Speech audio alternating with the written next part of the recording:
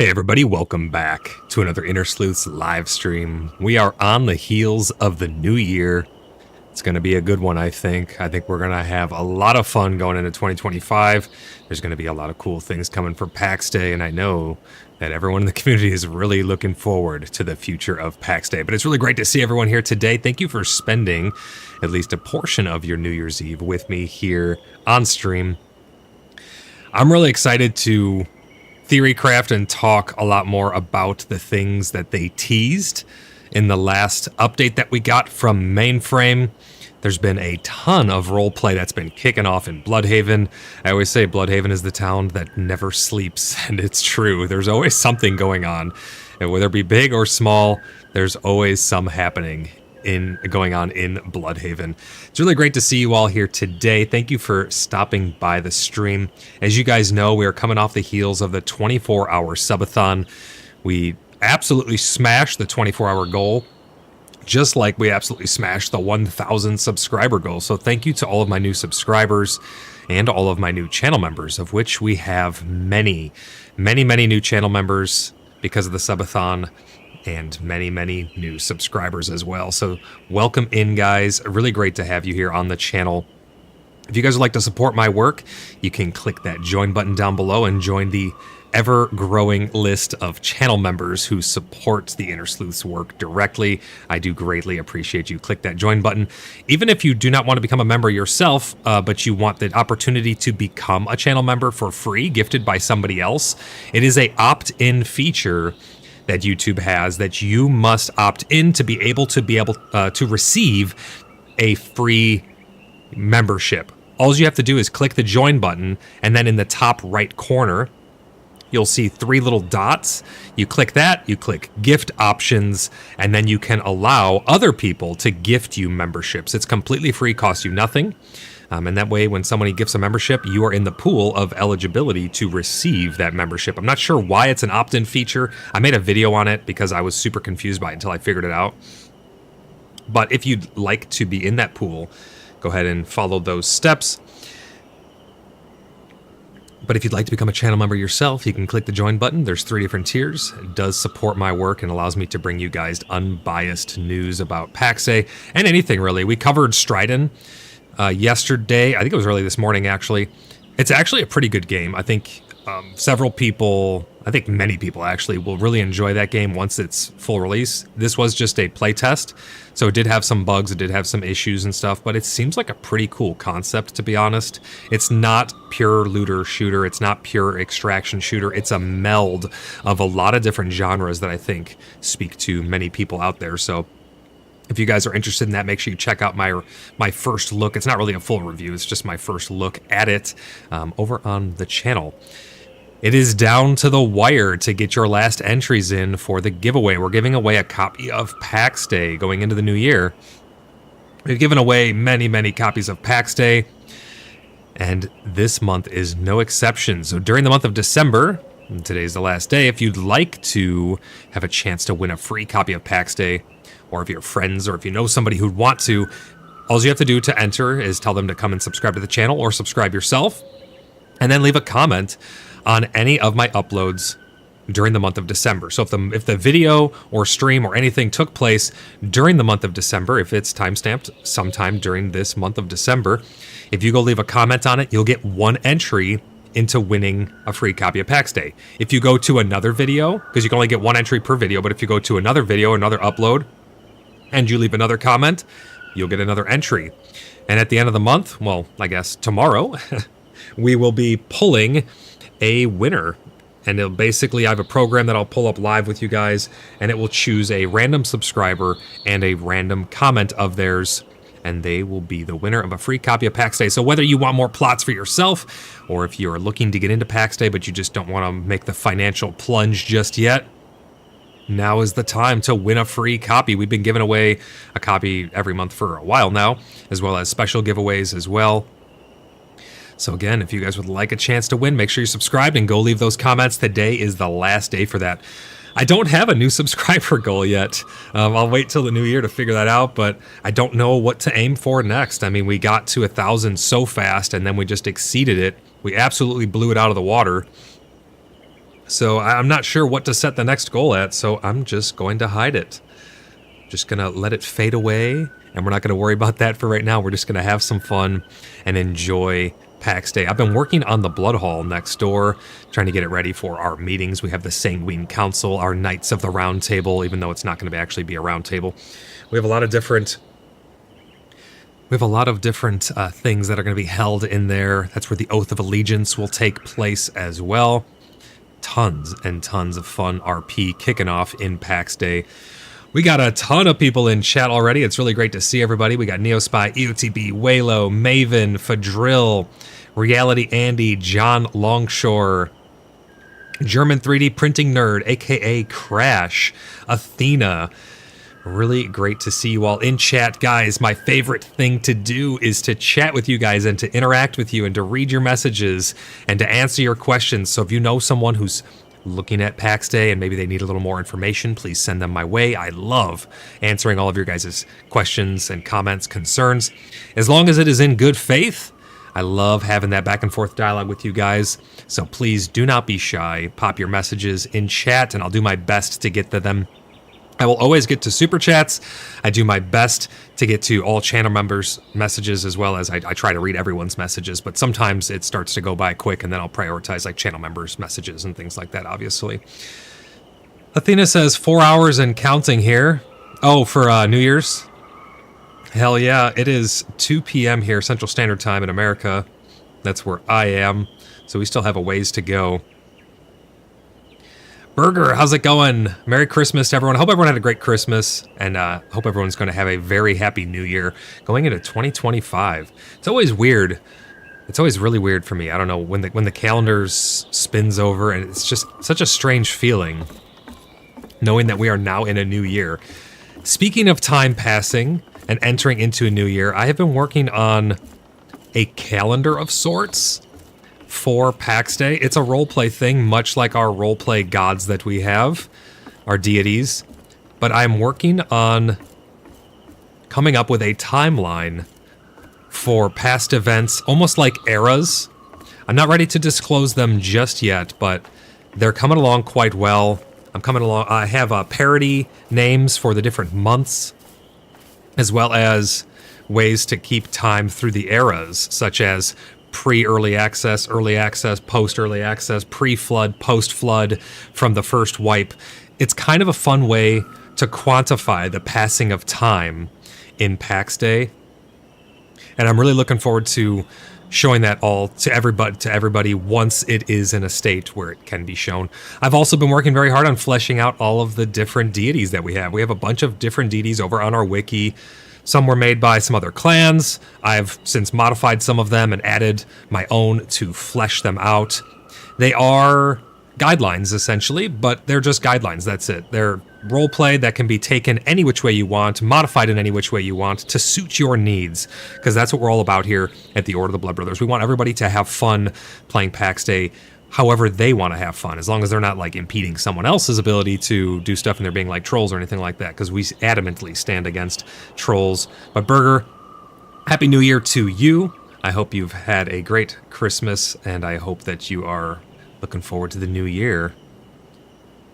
Neo says, you're a super chat. Thanks, Neo. Appreciate you, brother. Athena says, fantastic 24-hour live stream. Congrats. Yes, that was a lot of fun. That was a lot of work. I felt quite not well at the end of it, but we did make it all the way through. We played some questionable games and some good games throughout it. It was a lot of fun. Make sure you guys go check out those streams. If you're feeling ambitious, you can watch all 24 hours because I split it up into 2 streams, 2 12-hour streams, so it was all kept. The people who were tuned in live got a little extra sneak peek at the very end because YouTube only keeps 12 hours, so it cut off. I said my goodbyes to everyone in the future because the video would only keep up to that point, and then we got a little bit of an after party while we went to the full 24 hours and then some. It was also because I woke up at 8 a.m. that day, so it was a long time for me, but we did make it through it. It was a lot of fun. I don't know what to do for the next goal. I don't know what to set the next goal at. We've absolutely flown past 1,000 subscribers. We're like pushing 1,200. We're going to be on the heels of 1,300 in no time. The channel is growing exponentially, and it's no small part to every single person here. So thank you guys so much for all the support. Are you guys ready to get into this stream? I'm going to be working on building the Blood Hall, and we're going to chat about the future of PAX Day, things that you guys want to see in the game. It's almost like a chill and chatting and theory crafting episode, but I want to specifically talk about some of the points that we know of that they leaked. So let me go ahead and unpause Tangia. For anyone who would like to interact with Tangia, you can type !Tangia in chat, and you'll get a link over to the Tangia page where you can do all kinds of fun interactions. There's some dungeons and stuff you can do on there.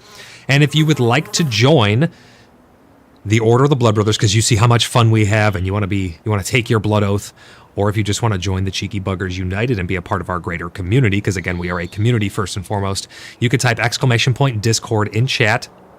You'll get a link over to the Cheeky Buggers United community Discord server where we all hang out and have fun playing not just PAX Day, but all kinds of games. We play a lot of Star Citizen.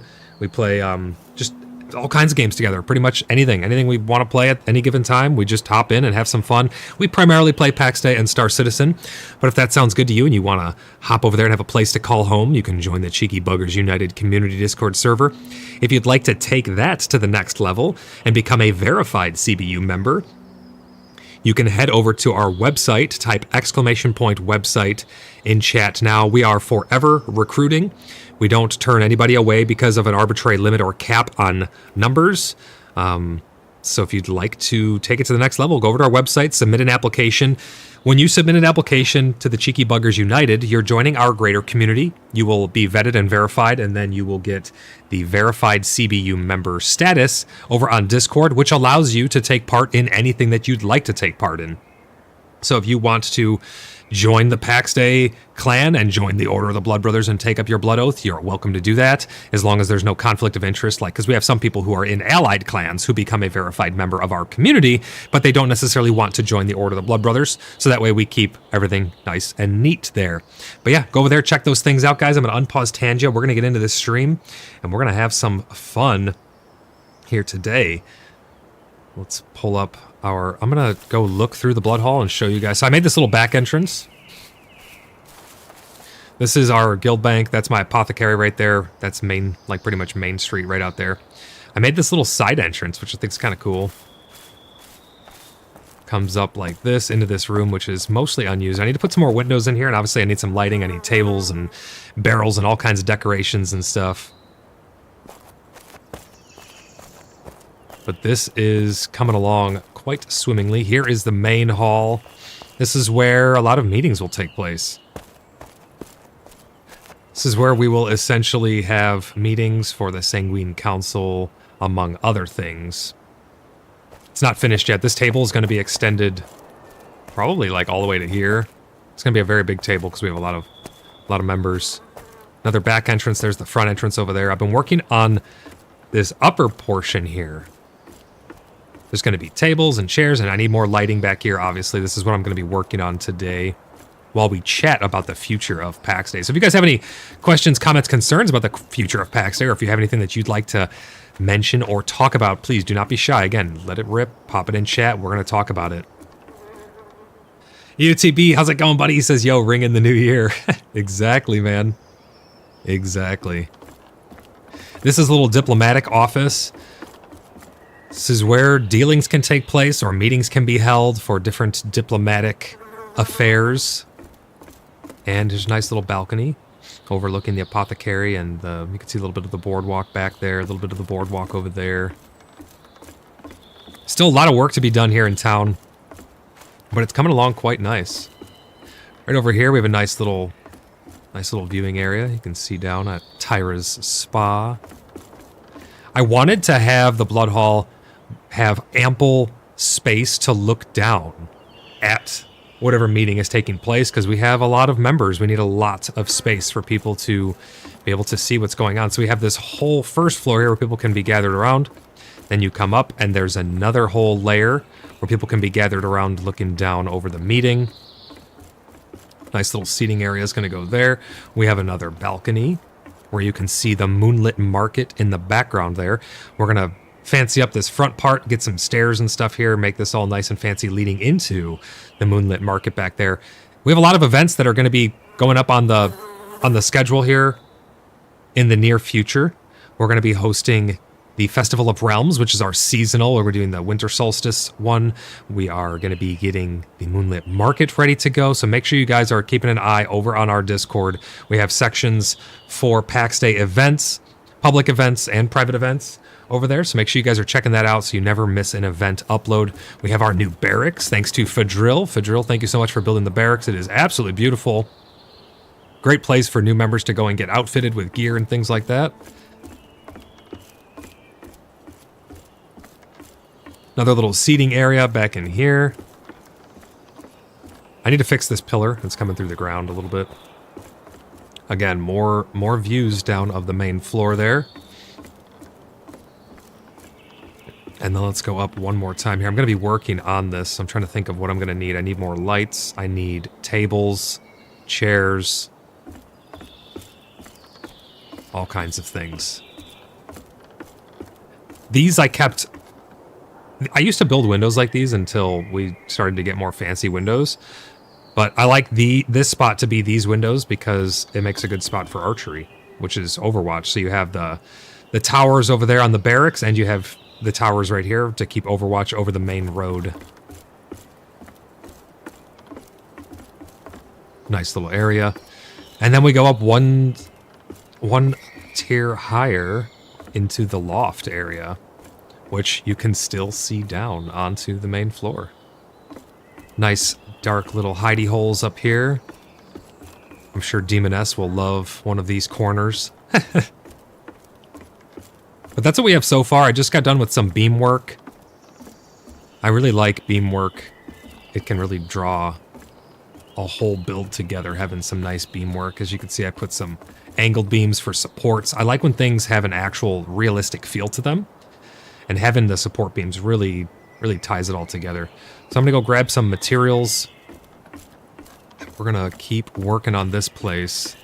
There's quite a bit of work to be done here still. But it is definitely coming along swimmingly.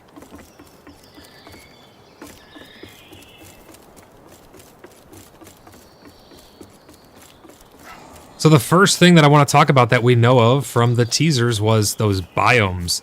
I, for one, am super, super excited for those new biomes. They talked about all kinds of creepy biomes. They showed us some artwork of them as well. They look freaking fantastic. I want to know who is excited for those new biomes and what you'd like to see in them as well. Let's grab 5 of those. 5 of these. We'll grab 5 of those. 5 there. I'm trying to think of what... Oh, let's grab some decorations and stuff. Neo Spy says, what kind of structures or settlements do you think are missing from the game? Well, let's think of which ones we have in the game right now. So we have tiny outposts. The tiny outposts are pretty decent, to be honest. They give new players and small groups the opportunity to be able to clear...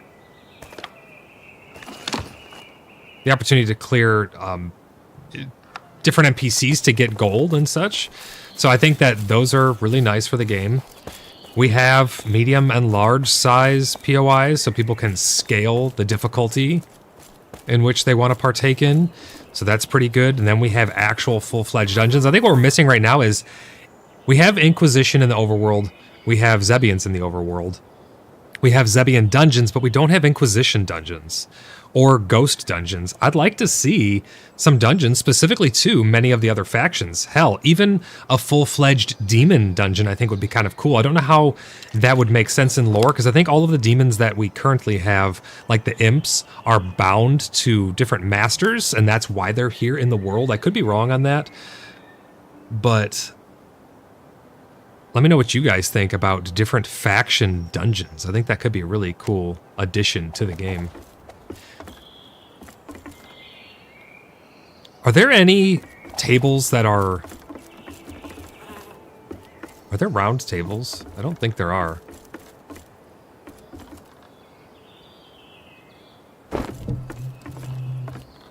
Let's put some tables here.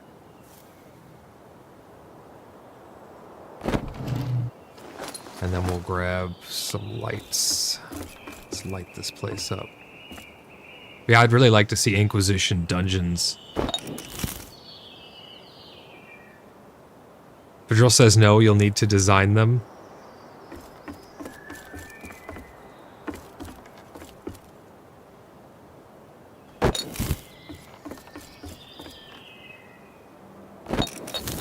EOTB says tent/temp camps. Oh, yeah, that'd be really cool to have the ability to like set up your own little mobile camp or something, like a place to sleep or lay down and get some time. See, but then I think we would need some type of buff system at that point then. You know, like you could get some type of rested bonus like in World of Warcraft or something like that. I think that'd be a really, really cool idea though, actually. EOTB goes on to say that something that can be placed to support a group heading into a dungeon. Limit its time before it goes away. Yeah, like you can only have it You can only have it for, I don't know, 15 minutes or something before it has to be upkept. Or depending on a number of resources you put into it, it will determine its duration. That'd be kind of cool.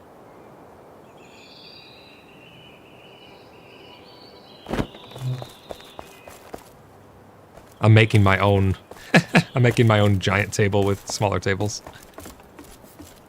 Yeah, to be able to repair at the camp. I think that they should add in the ability to repair your stuff on the fly. So for instance, the entire repair system could be overhauled to be more along the lines of, if you are a master in a trade, you have the best repair ability of whatever it is that you're trying to repair, whether it be weapons or armor and stuff. Meaning less likely for something to become damaged when you repair it. If you don't have skill in it, you can still repair your stuff, but it will take maybe excess durability or excess wear and tear on the piece of equipment. So the higher your skill, you're going to want to take the stuff to a proper blacksmith to have it worked on then. You're not going to want to just willy-nilly try to repair your stuff. And then I think another layer of it could be if you have repair kits. So in a dungeon, you could have a repair kit that would let you sharpen your weapons or repair your armor, you know, hammer out the dents or something like that, to be able to keep going in the dungeon. But it will have more of a hit on like the lifetime or something like that. I think that would be a nice option. I do also think that durability across the board should be increased quite a bit. I think it should, like, just one fell swoop increase the durability by, I don't know exactly by how much, but I do think that the durability should be, like, at least doubled. Because things tend to break pretty quickly. Virgil says you can build round tables if you want. Oh, with, like, multiple build pieces. They need to give us actual round tables, I think. That'd be pretty nice. Like, just to have a legit round table. Let me see what we got here. So we have these. Let's go put some of these around. Let's see how these will look at these corners.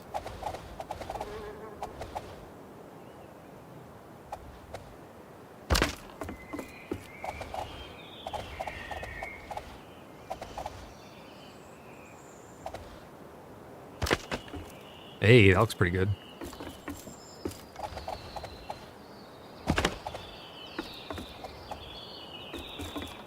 Why is this one so high in the sky? Hold on, let's bring it down. Ah, this one is too. Neospy says that would be great to have lifetime be drained as at a variable rate depending on the skill of repair and or using something like sharpening stone on the fly, for example. Yeah, I think it would just make it a lot more dynamic, and it gives people options. Like, if you really want your stuff to last, you're going to take it to a proper blacksmith or a proper armor smith or weaponsmith, somebody who specializes in whatever it is that you're trying to, you know, have repaired. It just kind of makes sense to me. I know a lot of people will be like, oh, it's just another hindrance for me to have to, but again, it really drives social interaction, does it not? And that's what this game's all about. The social interactions of this game are the best part of it, in my opinion. So I'm perfectly okay sacrificing a little bit of convenience to have more realism and a little more social interaction. I mean, we've been having a lot of really good social interactions as of late. There's been a ton of people coming to town who've just been gatherers. They've been trying to earn suits of armor. We have someone named Billy who's going around. Really cool guy. He's trying to earn enough gold to be able to buy a nice suit of armor. So he's collecting different various things for different people around the town, and he's bringing them to them, and he's just trading. He's kind of like a traveling merchant, almost.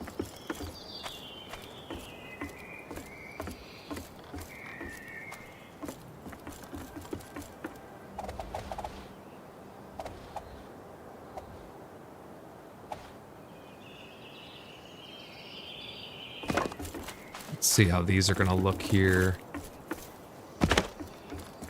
Oh yeah, that looks pretty good. I'm gonna have to move the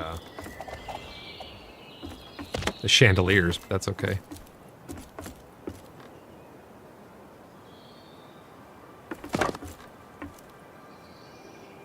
Neospy says, what are your thoughts on potential gameplay impact of the Cursed Rockland and Corrupted Plains biomes? How might these environments challenge solo players versus guilds?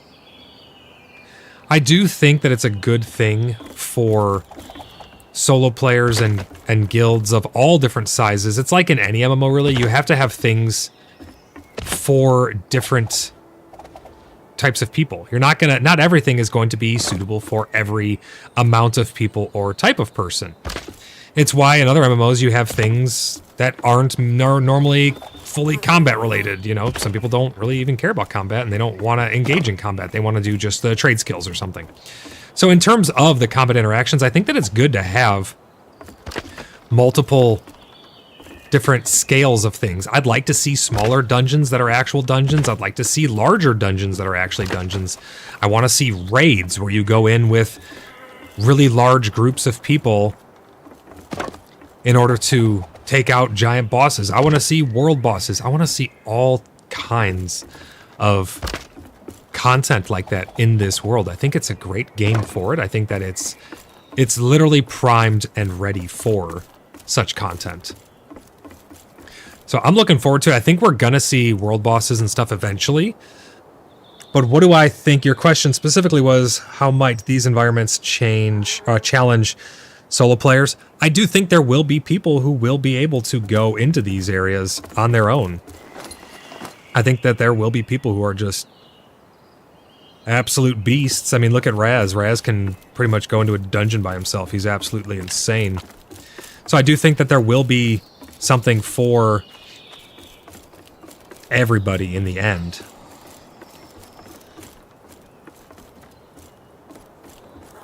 Man, this place is coming along. The Cursed Rocklands look really, really nice. I'm not gonna lie, I'm really excited about them. I want to see so many different varieties of biomes. I think it'd be cool in the future. So we know that Gallia is just one, like, realm, so to speak, one region. And then it has all of its provinces. We're going to have others as well. It's not going to just be... It's not going to just be only Gallia with the 4 provinces. We know that there will be other zones. I think it'd be really cool if those were completely specific in resources and enemies and stuff like that. Like you're traveling to a new land. And then you could open up trade routes from across the world. I think that'd be really cool. But in terms of the potential dangers and stuff and the gameplay impact of these new zones, I think it's going to be nothing but positive. Because again, you don't have to go to these zones. You make the choice to go there. And I do like that they're leaning into you making the choice to go there. Letting it be a choice for the player. So you're not pushed to go there. You're making the conscious decision to take the risk. Much like the dungeons and much like the PvP. You make the conscious decision to take the risk to go into the PvP zone.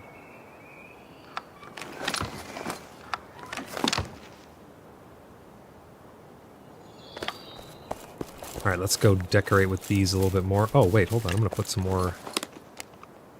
So we have 1, 2, 3... 4, 5, 6. Wait, so I want one up here as well. So let's put one up here at the entrance. I'm trying to space these out. 1, 2, 3, 1, 2, 3. So it's going to be odd no matter what, unless I do...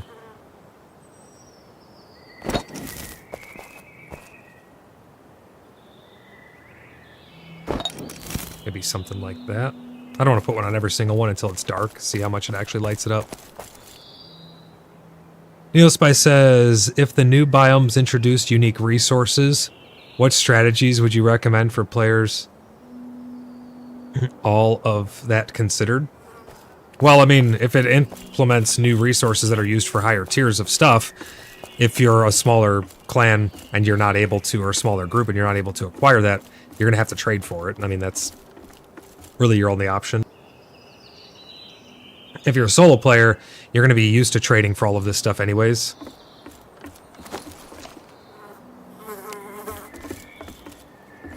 But yeah, you're just going to have to trade for it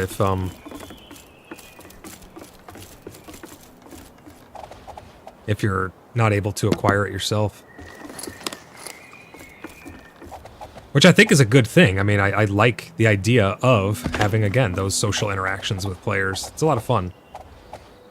It's always great to see just random people come through town and stuff.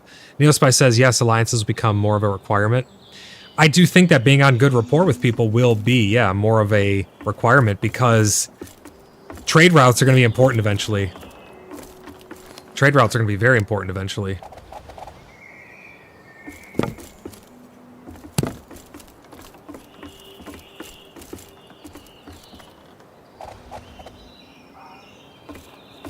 Let's see here. Oh yeah, here is where I wanted to put one as well. So that way I could put these here and here. We have several alliances that have been cooking for a while now.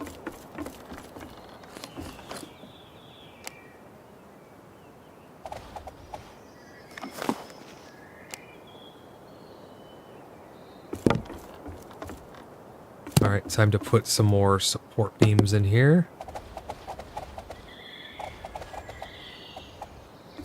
I love doing beam work. It really makes it feel real to me. Takes it to the next level.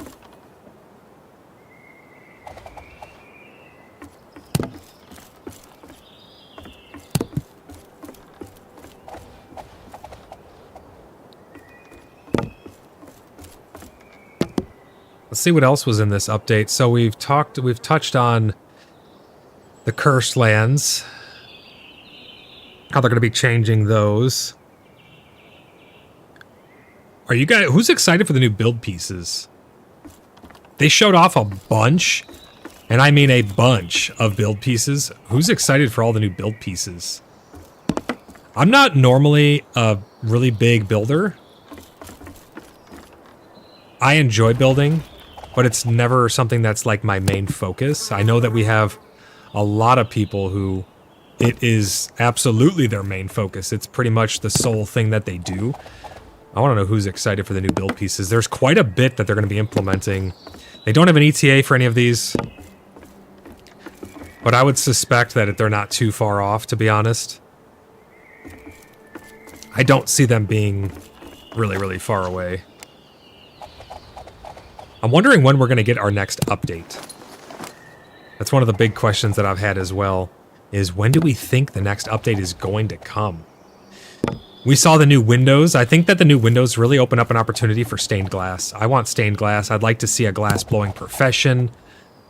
The more professions, the better, honestly. Oh, that one's at an angle. Fix that. There we go. The more professions, the better, honestly. I love when there's a ton of things for people to work on and focus on, because again, it'll drive that social interaction.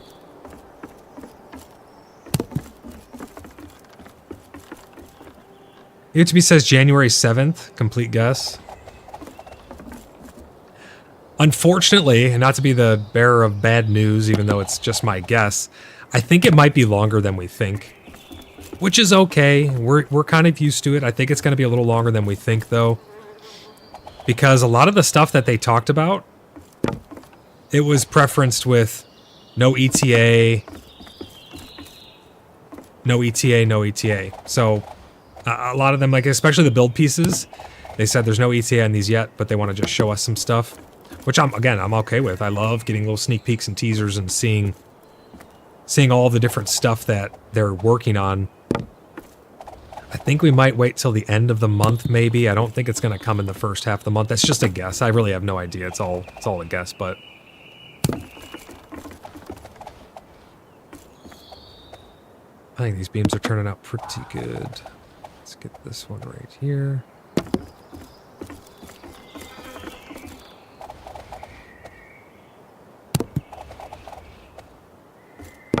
EOTB, I remember you were talking about you'd like an option to rotate things on a different axis. I think that'd be pretty cool. Like being able to roll stuff as opposed to just spin it and flip it. I think that could be pretty cool. Ryan, how's it going? Welcome into the stream, buddy. EOTB says still hopeful they start the new year off on the right foot. Well, I think no matter what, I think it's going to start off on the right foot.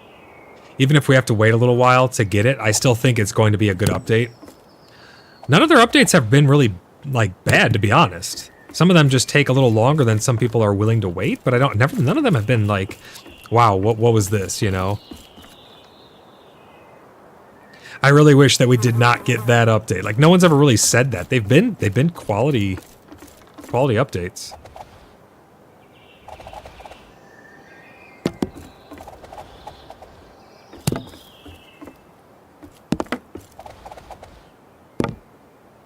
Neospy says, with the introduction of a complete stone building set and diagonal signs, or directional signs, builds could get much more rounded out. Those dream builds are much better for rounding out those dream builds, but also roleplay and trade hubs get a boost. Yes, absolutely. I think that having all of those new build pieces, it's just going to make the world feel alive. Having variety, I mean, it's kind of like when you drive around in real life. You see a ton of variety from all of the different houses and landscapes and city styles and architecture. You get such a rich taste of, well, you just get a bunch of variety, right? From all of the different types of builds that are in real life, and it'll be really nice to have that in-game as well. We kind of have it with people's designs, but the materials they're using are mostly the same. So having more different build tile sets is really gonna add some spice to the world, I think. And those signs, absolutely, those signs are going to add a lot. Right now, people kind of have like makeshift signs. I'd like to eventually see in the future actual signs that are like hanging metal signs facing in a certain direction. And I'd like to be able to write on the wooden signs that we have in a fancy font or something, of course. But they already have the word filtering technology built into the chat. They can just implement it over to the signs, I think, to filter that. Maven says, my gut says the update is on January 14th. Kane Corin, how's it going? Welcome into the stream. Are you just above Dolavan and Tremon? We are. Yep, we are on the Nyx RP server, and we are just above Dolavan. We're right in Tremon.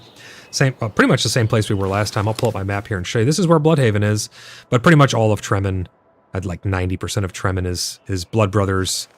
We used to be over here, but it just wasn't enough space, so we came over here, and now we have this massive chunk for Bloodhaven. It's a really beautiful area, and they added in these new roads that go down into Dolavan, so it's easy access to come right up through here. We're still nice and close to all the gates. Right by the Wildlands. This is honestly one of my favorite spaces. It's just worked out so well.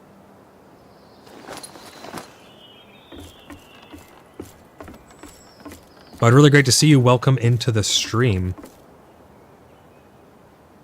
Let's catch up on some more chat. Maharlika, how's it going, brother? Really great to see you. Hope you are doing well, man. He says, sup, Void, been working, but I'll be on later within 10 hours. Gonna push my blacksmithing to 30. Hell yeah, man. Sounds good. Really great to see you. Hope you have been well. Merry Christmas to you, and a Happy New Year as well. Maven says, Neo, Phallus is en route for weaponsmithing. Ryan says, yeah, I'm looking forward to those extra stones and window pieces. Yes, me too. Gosh, those windows. Oh, I completely forgot. I was going off on a tangent about stained glass. I really want glass blowing or glass smith or whatever the hell you want to call it. I really want that in the game so we can get some stained glass. Maybe they just loop it in with carpentry. Who knows? But stained glass, I think, would add so much to the game. Could you imagine just having like stained glass windows and all the colors coming through? Man, that would be amazing.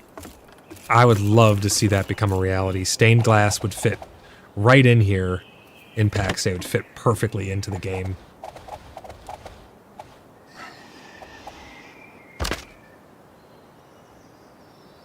Kane says, I went there last week and the slowdown was intense walking around. Nice places you got there. It's because of the sheer volume of people. Kane, we have 225 members. Not all of them are active currently, but we have over 225 plus registered members. There's so many people. There's so much activity in this one hub that there will be slowdown. Although I will say, from day to day, it used to be like performance would wax and wane depending on the day. It was really weird. The past couple days, I've had no performance issues in town at all. It's really weird. I used to get like 10 FPS here, and now I have perfect. I'm like locked at 144 FPS, no issues at all. It's really quite crazy. It's amazing. I don't know. So every day they're changing stuff on the back end, and it's really altering performance in real time. But we all build pretty respectfully here. It's one thing that we kind of pride ourselves on. We build respectfully. I do everything with as few build pieces as possible in order to accomplish whatever look I'm trying to go for. Some things inherently take more pieces. So it's just, nature of the beast. But we try to build everything with as few build pieces as possible while still making it look nice. It comes down to the sheer volume of people, though. I mean, when you have this many people all congregating in one area and building up an actual city, it's gonna slow down a bit until they get that performance dialed in and optimized. But yeah, there's a lot of really cool places to check out here. And Neospy says, yes, the Tremors. Well, you got to keep in mind, too, in verse 1, phase 1 of the early access, Tremon was the most populated zone. The most people lived in Tremon. No small part because the Blood Brothers, I mean, people have been flocking here to hang out in Bloodhaven, and it's been really great to interact with so many cool people, but it is the most populous zone in the game, and Order of the Blood Brothers is a huge clan. I think we're like the biggest clan in the game at this point, and so it's going to have a little bit of a couple build pieces. I'll say there's at least 10 build pieces here. Excuse says, "What's up, Void? How's your New Year's Eve going so far?" Going good so far. Not too bad. I'm just working on a couple builds, chatting with people, talking about the future of PAX Day. I'm just so excited about the future of PAX Day that I just really cannot wait for this next year. I have so many cool things planned for the clan, a lot of cool things planned for events, so many different roleplay avenues to go. I'm just going to be as busy as ever. 2025 is going to be my busiest year pretty much of my life. I mean, I'm going to be working nonstop to put out content for you guys, to stream for you guys, to run the clan, to run the community.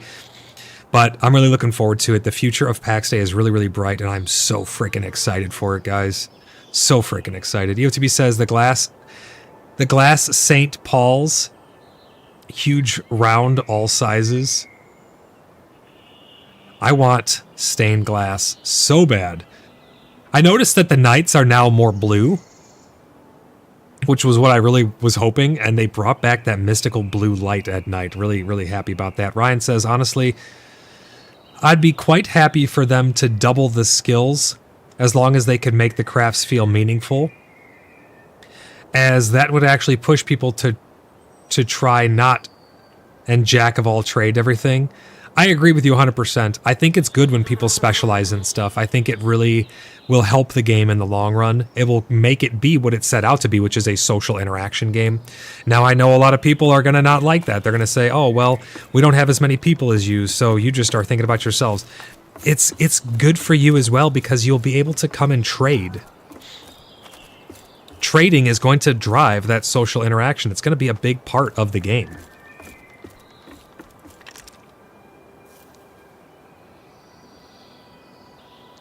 Ryan goes on to say, and push specializations, which would be great for the game. Yes, I agree 100% wholeheartedly. And I say that as someone trying to jack of all trade everything.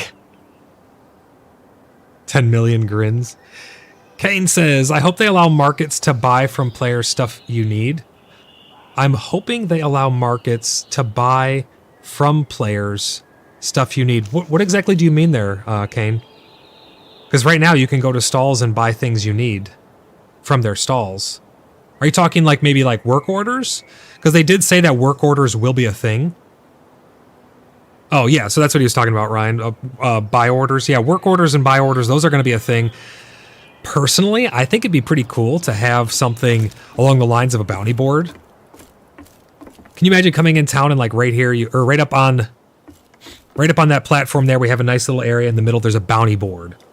People can come and put different quests and things that they'd like to acquire in that bounty board. So let's say I want 25 bear carcasses. I can put it up there and say, I will trade you this item and this much gold for 25 bear carcasses. You come, you accept the contract.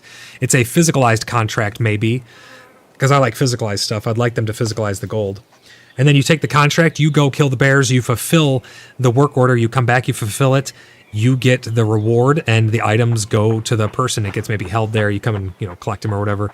I think that bounty boards would be really cool. We have a bounty board over on our Discord for players who are looking to acquire whatever it may be. I mean, we can literally acquire anything in game. There's nothing that we cannot get. So people can go to our bounty board over on our Discord. They can submit essentially a work order saying, hey, I'm really trying to acquire this, or I need that. If somebody has it, they can just fulfill it. And then it gets marked fulfilled on the Discord. So we kind of already have that, but I think buy orders at the market stalls will be the next implementation of that.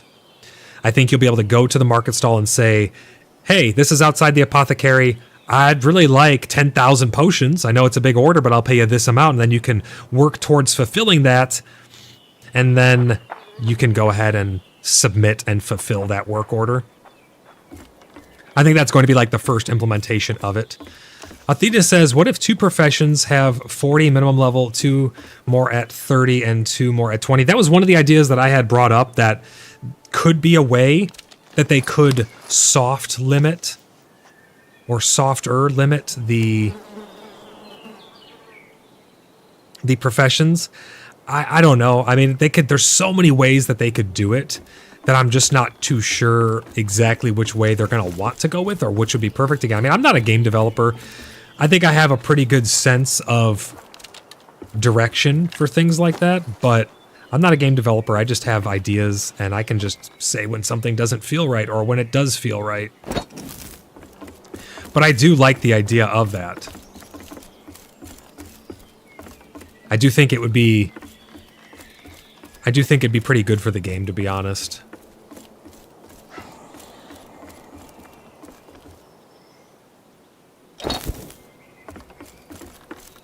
Okay, so we got lighting going around there. Looks pretty good. Let's go up a floor and check the lighting up here. I love these table lamps. These table lamps are the best freaking light source in the game. Hands down, my favorite light source.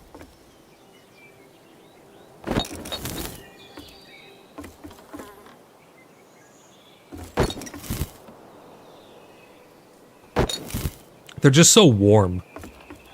The glow they give off is just nice and warm, and it's not like so much in your face that it becomes intrusive. It's just the right amount.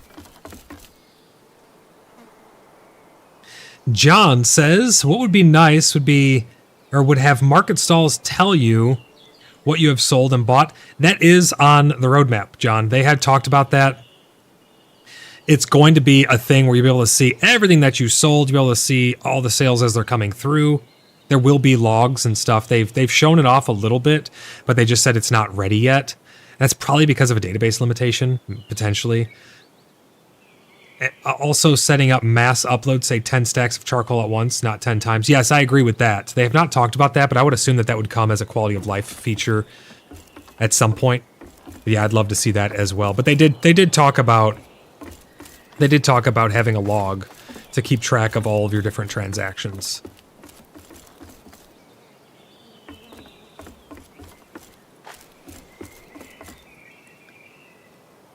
Kane says, not sure if buy orders is what I mean. I have a market and I want 500 barley, say, and people sell me the barley at the market. Is that buy orders?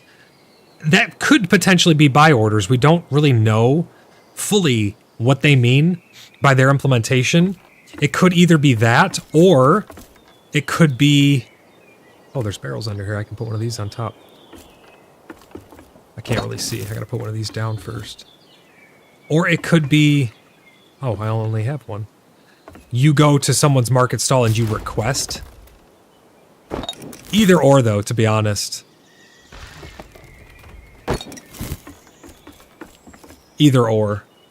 I mean, you go to someone else's stall or they come to your stall, like putting out a request. So you could go like to my apothecary stall and you could request, hey, I need all these potions. and then I would fulfill it at my stall, or it could be at your stall where you're requesting, hey, I need 5,000 potions. So I'm not too sure. It could work either way. We don't really have all the details on it just yet.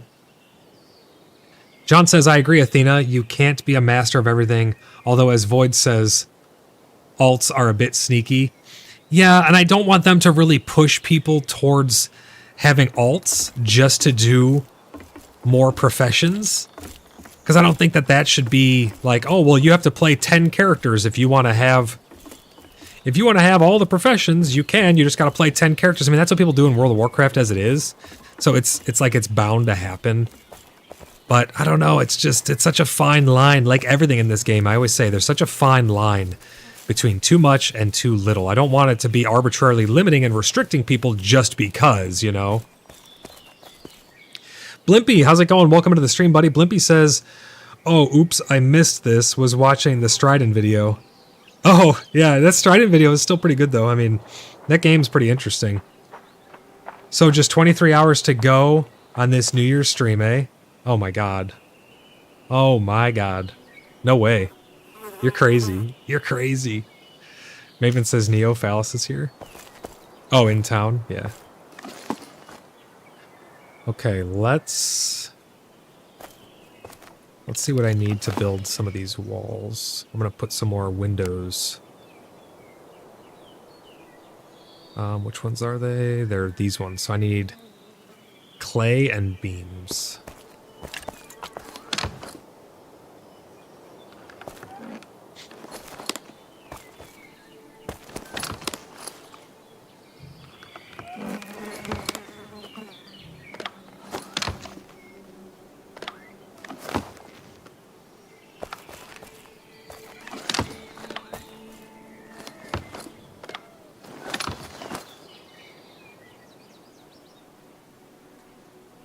Grab some clay and let's go build.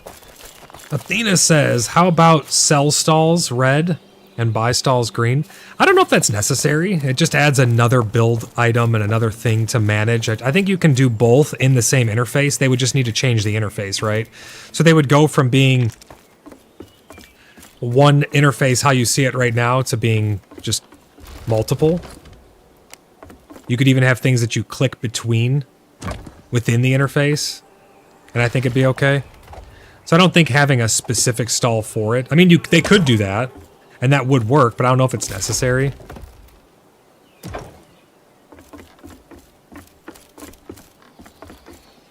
There we go. Looking good over here. Nice little viewing area. Got some light coming in now. But yeah, I mean, they definitely could do that. That's for sure.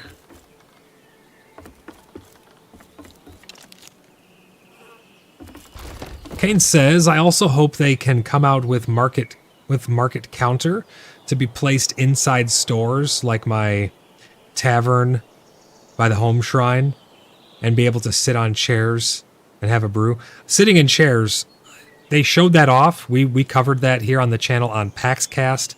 That's my podcast dedicated to all the news and happenings in and around PAX Day. We did show off the animations. They held them back for some reason. I think maybe they just felt like they weren't complete enough or something. I'm not too sure.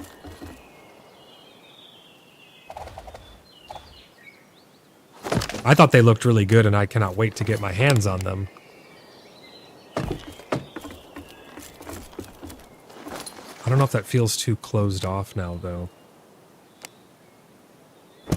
I don't want this entrance to feel too claustrophobic. I think it's good. Yeah, that's good. Yeah, it's pretty good. Because then they come in and they stand before, like, the council or something, you know? But in terms of the market counter, yes, I'd be all for that. I think that'd be a really good idea. I kind of already made a market counter. In fact, I'll show you what I made. It's been on stream a bunch before, but it's very simple. It's nothing super crazy, but I'll show you what I did to kind of get that same feel, or what you're talking about. It's in my apothecary right over here, and if you come up, this is kind of like the showroom floor, so to speak, and then you come up this way, and here's a little counter that I made. So it'd be nice, yeah, if this was like an actual market stall. because I stand behind here and I can grab things out of storage, and then I'll plop them on the tables, boom, boom, boom, boom, and people can grab them and go. So I kind of do already have somewhat of an implementation of a counter.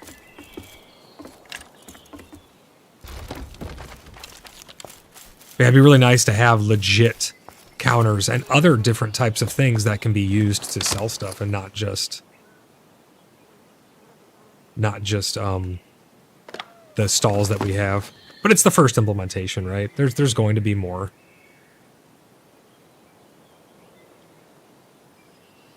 Athena says, buy orders would work for me, because then I could work to fulfill them and earn gold. Yeah, and I mean, we kind of already have a way to do that in-game right now. You just can request things from people. If you just go to someone and say, hey, I would like 5,000 grapes, they can say, all right, I'll work on that. And then they can bring them to you, and you can, you know, facilitate the transaction. So you can kind of already do it. But it'll be nice to have an actual implementation of it. That's for sure. Got some more banquet tables here. Let's go put these up. But yes, I do agree. I think buy orders will be really, really nice. They would add a lot to the game. Blimp eating grapes. Oh, this is a banquet table. That's the wrong table. Alright, well, I'll use these up top. Wait. I'll swap these. Yeah, that'll be perfect. Swap these right here.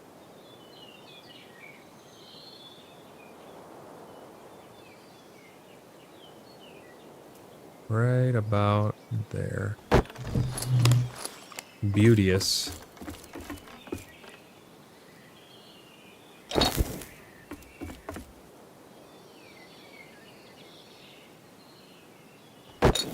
Get some lights on there, looking good. All right, now we can place these other tables down here. I'm making a giant table.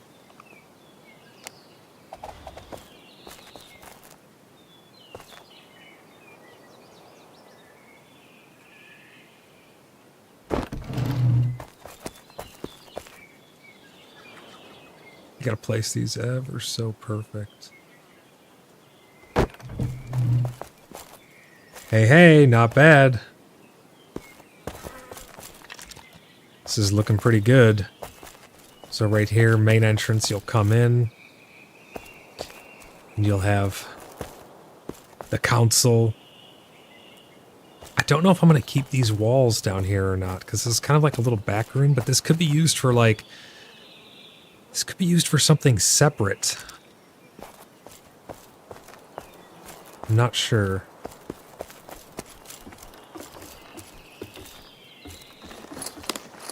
I have another banquet table.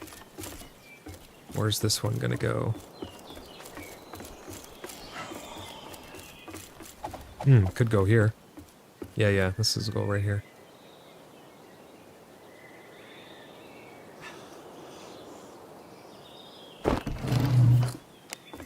I'll put some lights on it. I gotta put drinking horns, and there's a lot of clutter that needs to... get placed. What else do I got on me? Oh yeah, bear rugs. I love these rugs. I like just placing them in random places. Still gotta fix that beam.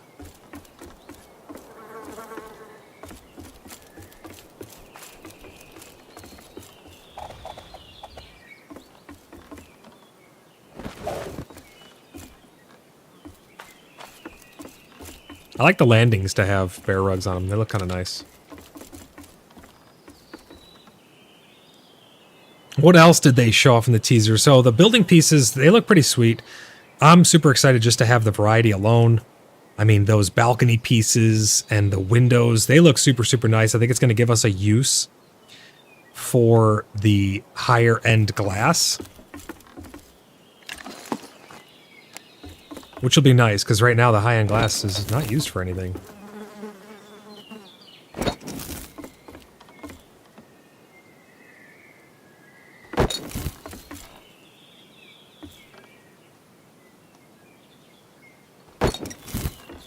You know what I may actually do? I may put... I don't have the materials on me, I don't think. I don't. I may put beams coming this way and then hang a lantern here as opposed to this. In fact, that's what I'm gonna do.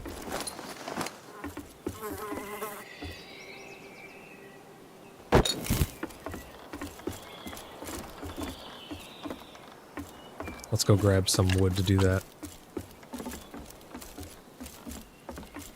Yeah, I'm really excited for the new windows. I think they're gonna look pretty nice.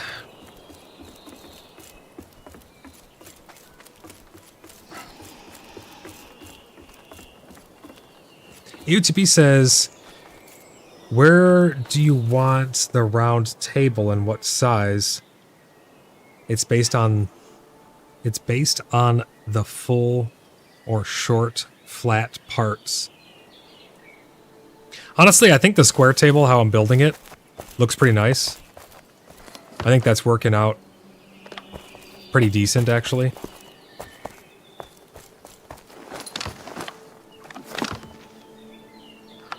Clay away.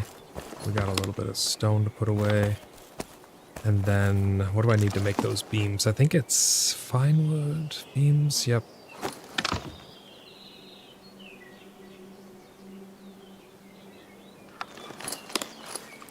What else might I need? So we can do those fine wood beams now. I think that might be it. That's all we really need. Let's grab some more decorations.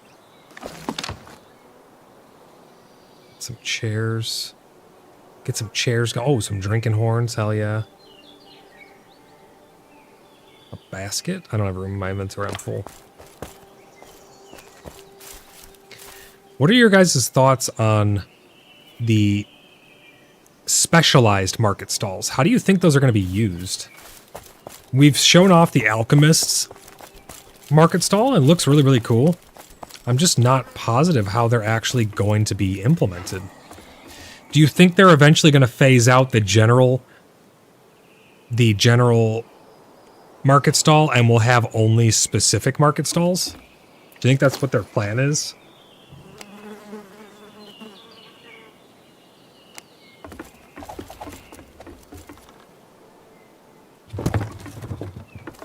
Or do you think that...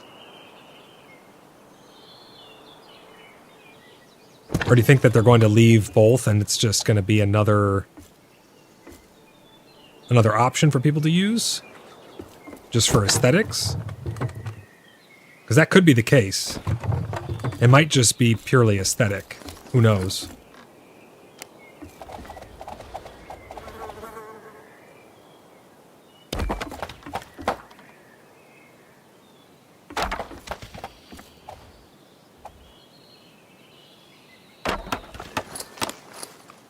Alright, we got that placed. Let's see. Oh, we do have the chandelier. Let's go do those beams up top. Yeah, I'm really curious what they're going to be doing with those market stalls. I don't know if they're going to phase out the original and we're going to have to only use the new one. I guess we'll find out not too long, but...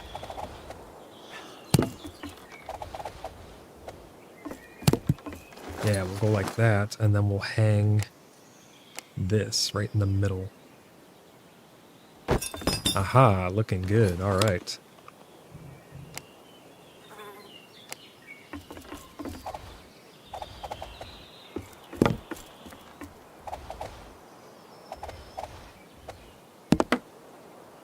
EOTB says, maybe, but they are walking a thin line with the level of players' effort to skill, etc. I just hope they get it right. Yeah, everything in this game is such a fine line.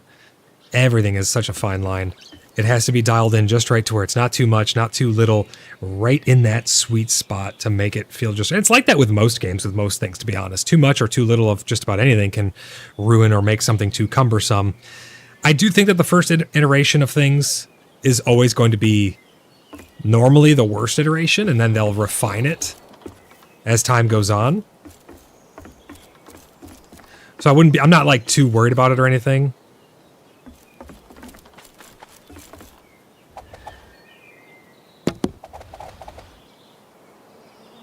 Neospy says, can you ask them to fix the chat issue and bring back bubble chat over their heads for nearby? They seem to do what you ask. I don't know if they do what I ask, but I would like to see those return as well. I think a lot of people would. A lot of people have been saying that same thing. So Mainframe, if you are listening, people would love to have the option for chat bubbles, even if it is just an option. Maybe it's a toggle or something that we can turn on or off. And make so that direct messages stays off, because it'll randomly come back on at times when I'm in chat, and it'll just show all of my direct messages right to stream. So we got to make sure that doesn't happen, especially when I cross borders and things like that, or reload. Make sure it keeps our previous setting. But yes, I do think that having the option to have chat bubbles above heads should be an option. Some people won't want it for immersion. If I'm, shooting some immersive scene or something and I hide the HUD, for instance, that should hide bubbles. But if I want to toggle them off, I should be able to. And as far as the chat issue, yeah, that chat bug is kind of annoying where all of a sudden you'll not be able to walk and you'll be like, what's going on? You can't see the chat, but you're actually typing in it. You press enter and you say like, or S, S, S, S, S, S, just some random letters, just a bunch of letters all spewing out there. Hopefully they get that fixed. YouTube says agreed function, then expected use. And that's what I think's going on with the market stalls right now. Jess Calamity, how's it going? Welcome into the stream. She's dancing. She's dancing so hard. We need to make a dance floor. Jess Calamity says, Happy New Year. Happy New Year to you, Jess. Happy New Year. Merry Christmas. Happy New Year.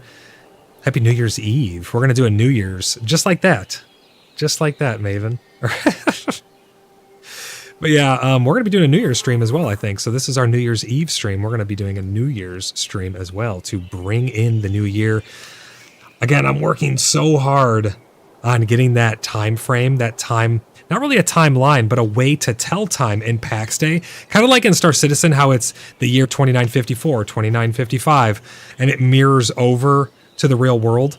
I want to get something like that nailed down with custom. I have a bunch of custom names for months. I'll give you a sneak peek.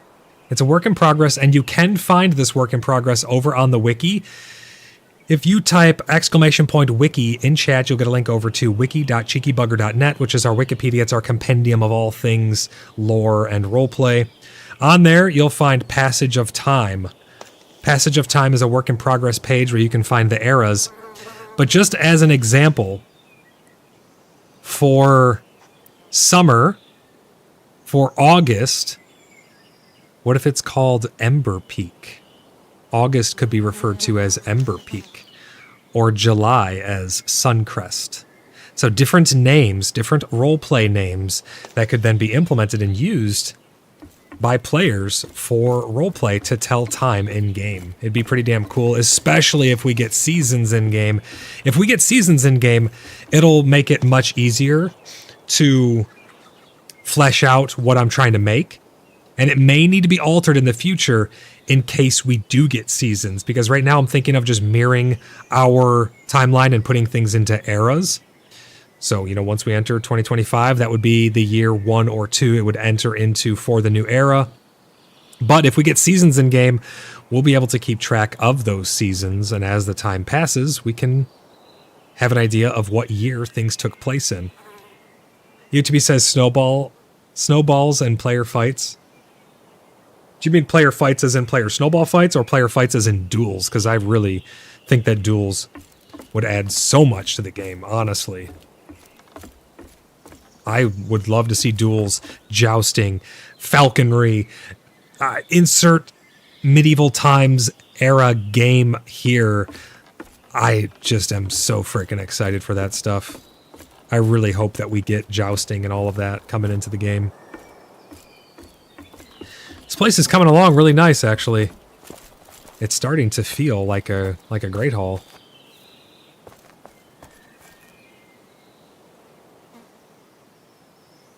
UHB says both, all the above. So now what to do back here? That's the question.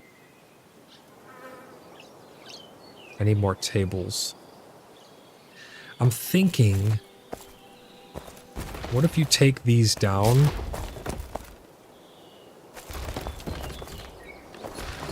and we put up railings so that way people can watch from down here as well.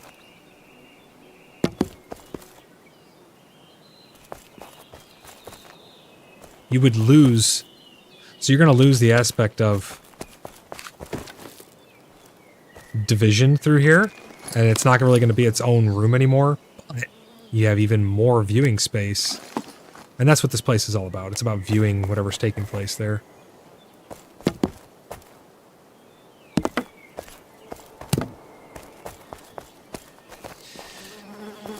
Jess says, that place looks amazing. Oh, thank you very much. Yeah, I've been working on it for quite some time. No small part to everybody in the clan as far as materials and stuff go. But this is where meetings will be held. The Sanguine Council, tons of viewing space to look down upon the meetings taking place.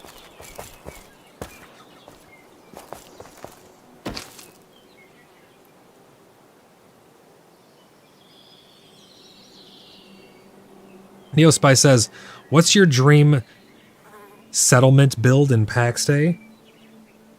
How do you think these new building pieces will help you achieve that?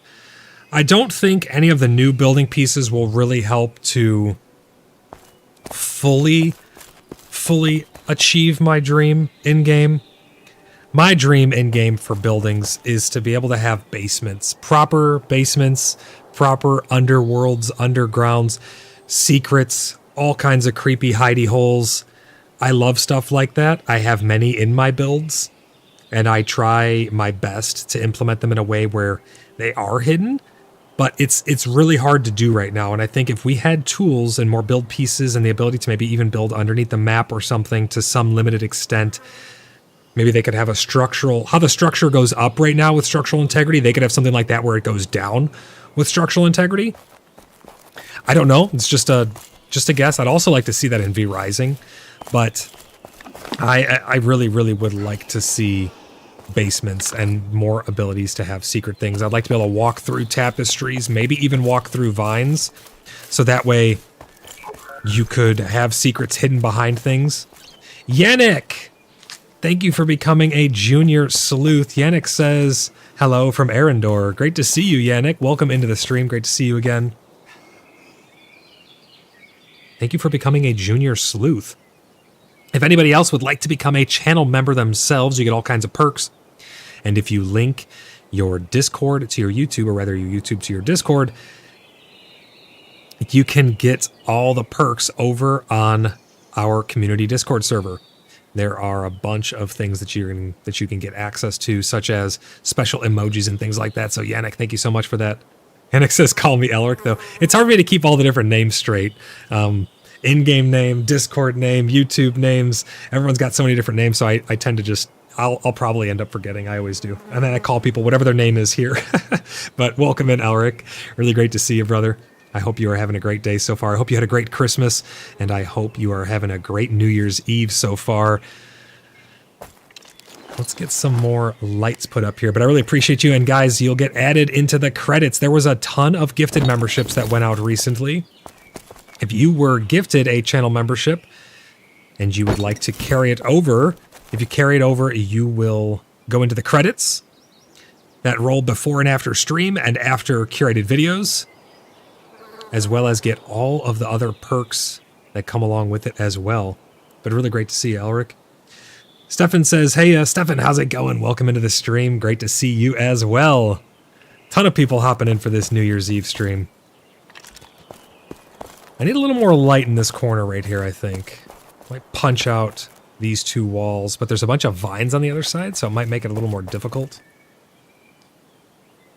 But yeah, in terms of Neo, in terms of my dream settlement build, I would love something like a Baldur's Gate, where it's this big city that is welcoming to all people. That's kind of what Bloodhaven already is, right? We have such a diverse group of people in terms of their skills, their backgrounds, their backstories, the way that they like to play the game, what branches they're in terms of if they're in the military or the, you know, diplomatic branch of the Order of the Blood Brothers, because we have, again, so many members that we get such a diverse group of people in terms of the way that they want to play the game. We have so much different role play and lore that's taking place Bloodhaven truly does never sleep, and I'd like to see it become a Baldur's Gate of sorts. I think that would be really cool, really cool to have. Hey, Arch. How's it going, buddy?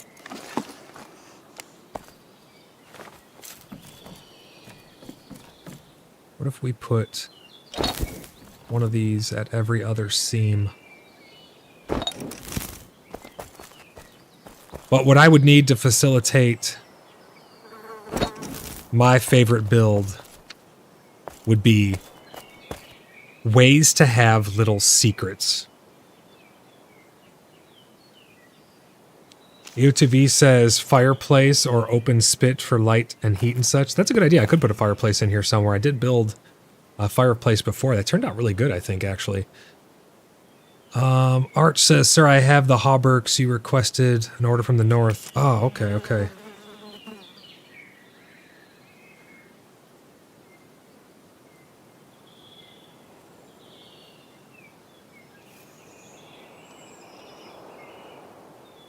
Very good. Come with me. We shall put them in the armory.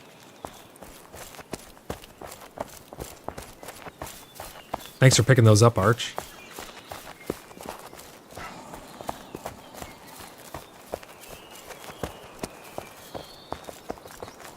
There's a ton of people who need to still be added on to the credits. So you'll have to bear with me while I get everybody added on there. There were so many people added recently that I'm trying to keep up with all of them.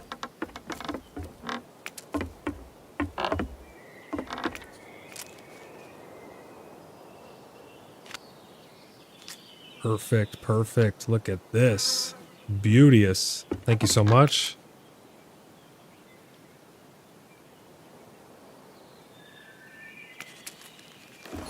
Let's get these put with the others right up here. All of our canoness.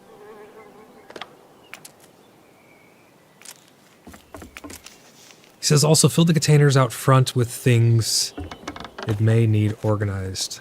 Okay, yeah, I'll take a look at that. I'll get it all nice and organized.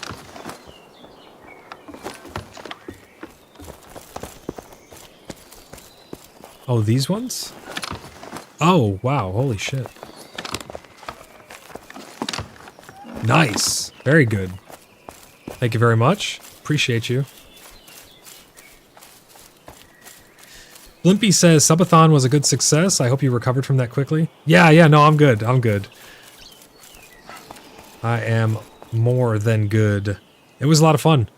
It was great. We made it to the 24 hours. It was unbelievable. I mean, people were just going absolutely insane through there. It was a lot of fun, though. Fizzy Gaming, Happy New Year's. Happy New Year's to you. Happy New Year's Eve to you. We're also going to be doing a New Year's stream sometime tomorrow, I believe, to rein it in proper. But Happy New Year's to you. Merry Christmas. Happy holidays. All of the things. I hope you guys have just been having a wonderful holiday season.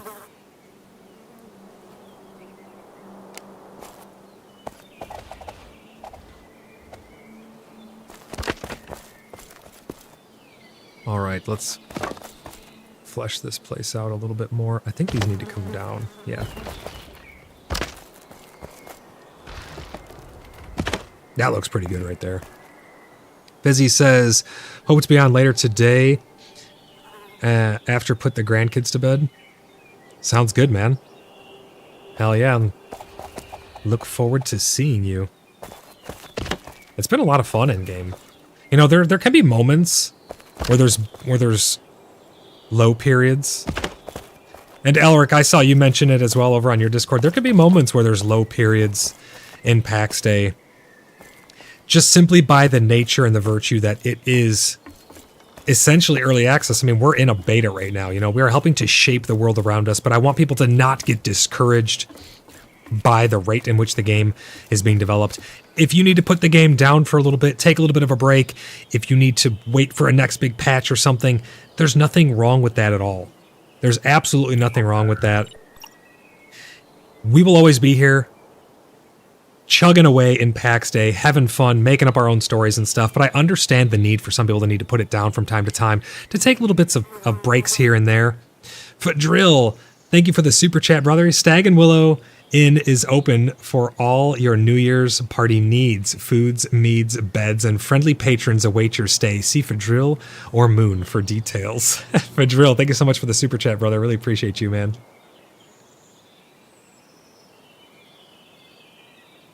But yeah, I really want people to not get discouraged with PAX Day. I know at times it can be frustrating. I know at times it can seem all doom and gloom. But there is a bright future for PAX Day, guys. I'll get called a fanboy. I'll get called a doomsayer on the next breath. It's hilarious. I just bring you guys the honest to God truth, no matter what that means. If it's good, bad, or indifferent, I will always tell you the truth. Ange, how's it going? Welcome into the stream, Ange. I hope you had a great Christmas, and I hope that you're having a great New Year's Eve as well. Really great to see you on stream. Blimpy says, I definitely play in spurts, and there's nothing wrong with that, Blimpy. There absolutely is nothing wrong with that. People don't need to feel bad. They don't need to feel like they need to leave a clan or anything like that just because they want to take a step back for a little while. It's normal with any game, let alone an early access game, right? But Elric, that definitely was a good notice that you put out, letting people know, you know, that the game is still chugging forward, that your clan is still chugging forward, our clan is still chugging forward. There will be times of lows and highs and peaks and valleys, but we will be here always. Maven says it's going to be the best place to bring in the New Year's. Neo Spy, what do you think the introduction of Inquisition relics means for PvE and PvP gameplay? Could they become a central driver for the conflict of an alliance? Let me pull it up and see really quick, actually. Let me pull up those relics. So they said, relics. Here's a glance at upcoming models for Inquisition relics, soon to be in-game. I think these are just the same relics that we already have, but they're changing from the lockets. They're changing from the lockets over to new styles, I think. Because it says the upcoming models for Inquisition relics, which means the relics are already there. The relics are the sigils, not the sigils. The sigils are from the Zebians. They're the lockets that we already have. So I think that it's just going to be a new look for all of these different relics that we currently have. Give them a little more variety, give them a little more life, because they kind of look like amulets. They have different chains, they have different rings around the outside, and then they have the different medallions themselves, which are inlaid inside of them. So I think that that's just, meshing, models, things like that. Although, who knows, they might sneak in some extras. I mean, we've seen new bosses pop up in dungeons that have never been there before. They don't drop anything, they're placeholders. Again, I do think that all of these bosses are placeholders as well. They don't really have any special abilities. They all just kind of are a generalized mob, and you kill them and get a thing. So I think they're all placeholders, if I'm being quite honest. Yannick, a.k.a. Elric, says, glad you liked it. We all worked together to make it through early access. We are all working together to make it through early access, and we will be there as always as well, working together. Absolutely, brother. Yep. 100%. Early access is one hell of a time to be alive, man. I mean, it is a crazy, crazy time. It's so cool to see the world come together around us. It's unbelievable. We are literally shaping the future of this entire realm, and that is just so special to me, and I love that I get to share it with so many great people in such a great community. The vast, vast, vast majority of people in the PAX Day community are really great people. We've only met like a couple sour apples, but that's going to happen in any MMO, in any game, really. We add them to our lists and we march on, but it has been really great to interact with so many awesome people all around the globe. And it's really why I love gaming so much. It brings so many people together and allows us to share a common space and live together, especially PAX Day. It's one of the reasons why I like PAX Day so much, is that it is a socially driven game. I think that aspect of it is what makes it something truly special. UTB says, eyeballing this whiskey bottle next to me. He's starting early. Fizzy says, stuck on this game, haven't been playing anything else. Yeah, it's a really good one. I mean, I played some Star Citizen. I've been really excited for the future of Star Citizen as well. I've played some other little just small time filler games to keep entertainment alive. But in terms of the ones that I've truly been dedicated to, it's really been PAX Day and Star Citizen, if I'm being honest. PAX Day is just unbelievable project, man. It's going to be something so special when it's finally done. Neospy says, I see meshing. Yeah, I think that's what they meant by the relics and stuff. Neospy says, yeah, I'm hooked on PAX Day. PAX Day, a day. Who's running through town here? Eggwen's on. It's a new person who's been in town. We've seen several new faces. I think they're people who have been picking up the game, and they've been checking out Bloodhaven and other places, and they've settled. We have a bunch of new settlers in Bloodhaven, just random players who are coming and living next to us to partake in all of the festivities in the city that never sleeps. Blimpy, sour apples. I'm going to be going to... I think I'm going to try and go to Star Wars later tonight over at Dane's Games. I'm really looking forward to playing some more Star Wars Unlimited as well in the new year. I really love that card game. It's such a fun game. Egwene? Is that how you pronounce it? Is that how it's pronounced? It's a pretty cool name. Another note from their update. Did you guys see the picture? It was procedural placement of nature concept art. Did you guys see the horses with the pendants? Or I think that's what they're called. The flags that they're carrying, the pendants. And the absolutely giant trees that are coming into the game. I mean, I was astonished by the scale of that tree and that concept art. And the images that they shown, we showed them off in the last episode. I don't know if it was the very last episode, but a previous episode of PAXcast, we showed them off. They look amazing. I love the direction they're going. They're kind of getting a little bit more away from low fantasy, and they're starting to get into a little bit of high fantasy, and I really like that with the direction that they're going. I think the game would benefit a lot from just going away entirely from low fantasy. Low fantasy can mean a lot of different things, guys. To them, I think low fantasy means the human struggle. It means our struggle as humans in this world. Our struggle to fight, to survive, to grow, to flourish, to build, to design, to interact, and to have war and conflict, ultimately. I think that's what low fantasy means to them. So I think that if they started to get a little bit away from low fantasy and start to go more towards high fantasy, they could still keep it the human struggle. We could always play humans, but I think it'd be really cool to see other factions of different creatures be brought into the world, other mystical things. I mean, we already have some sentiment of Fae in the Wisps, so they could bring in Fae, they could bring in elves, and I mean, even orcs and trolls. And I mean, you could go as far as little as you wanted to with the different factions, but we already have a little bit of it already in the game. I think it'd be really, really cool to have high fantasy in this world. I mean, I would, even if they were to say, hey guys, we're changing the direction of the game, we're going away from low fantasy, we're going full bore high fantasy, I would not be sad in the least. That's not to say that what we currently have is bad or anything like that. I'm just theory crafting a little bit here, but I would definitely not be sad about that.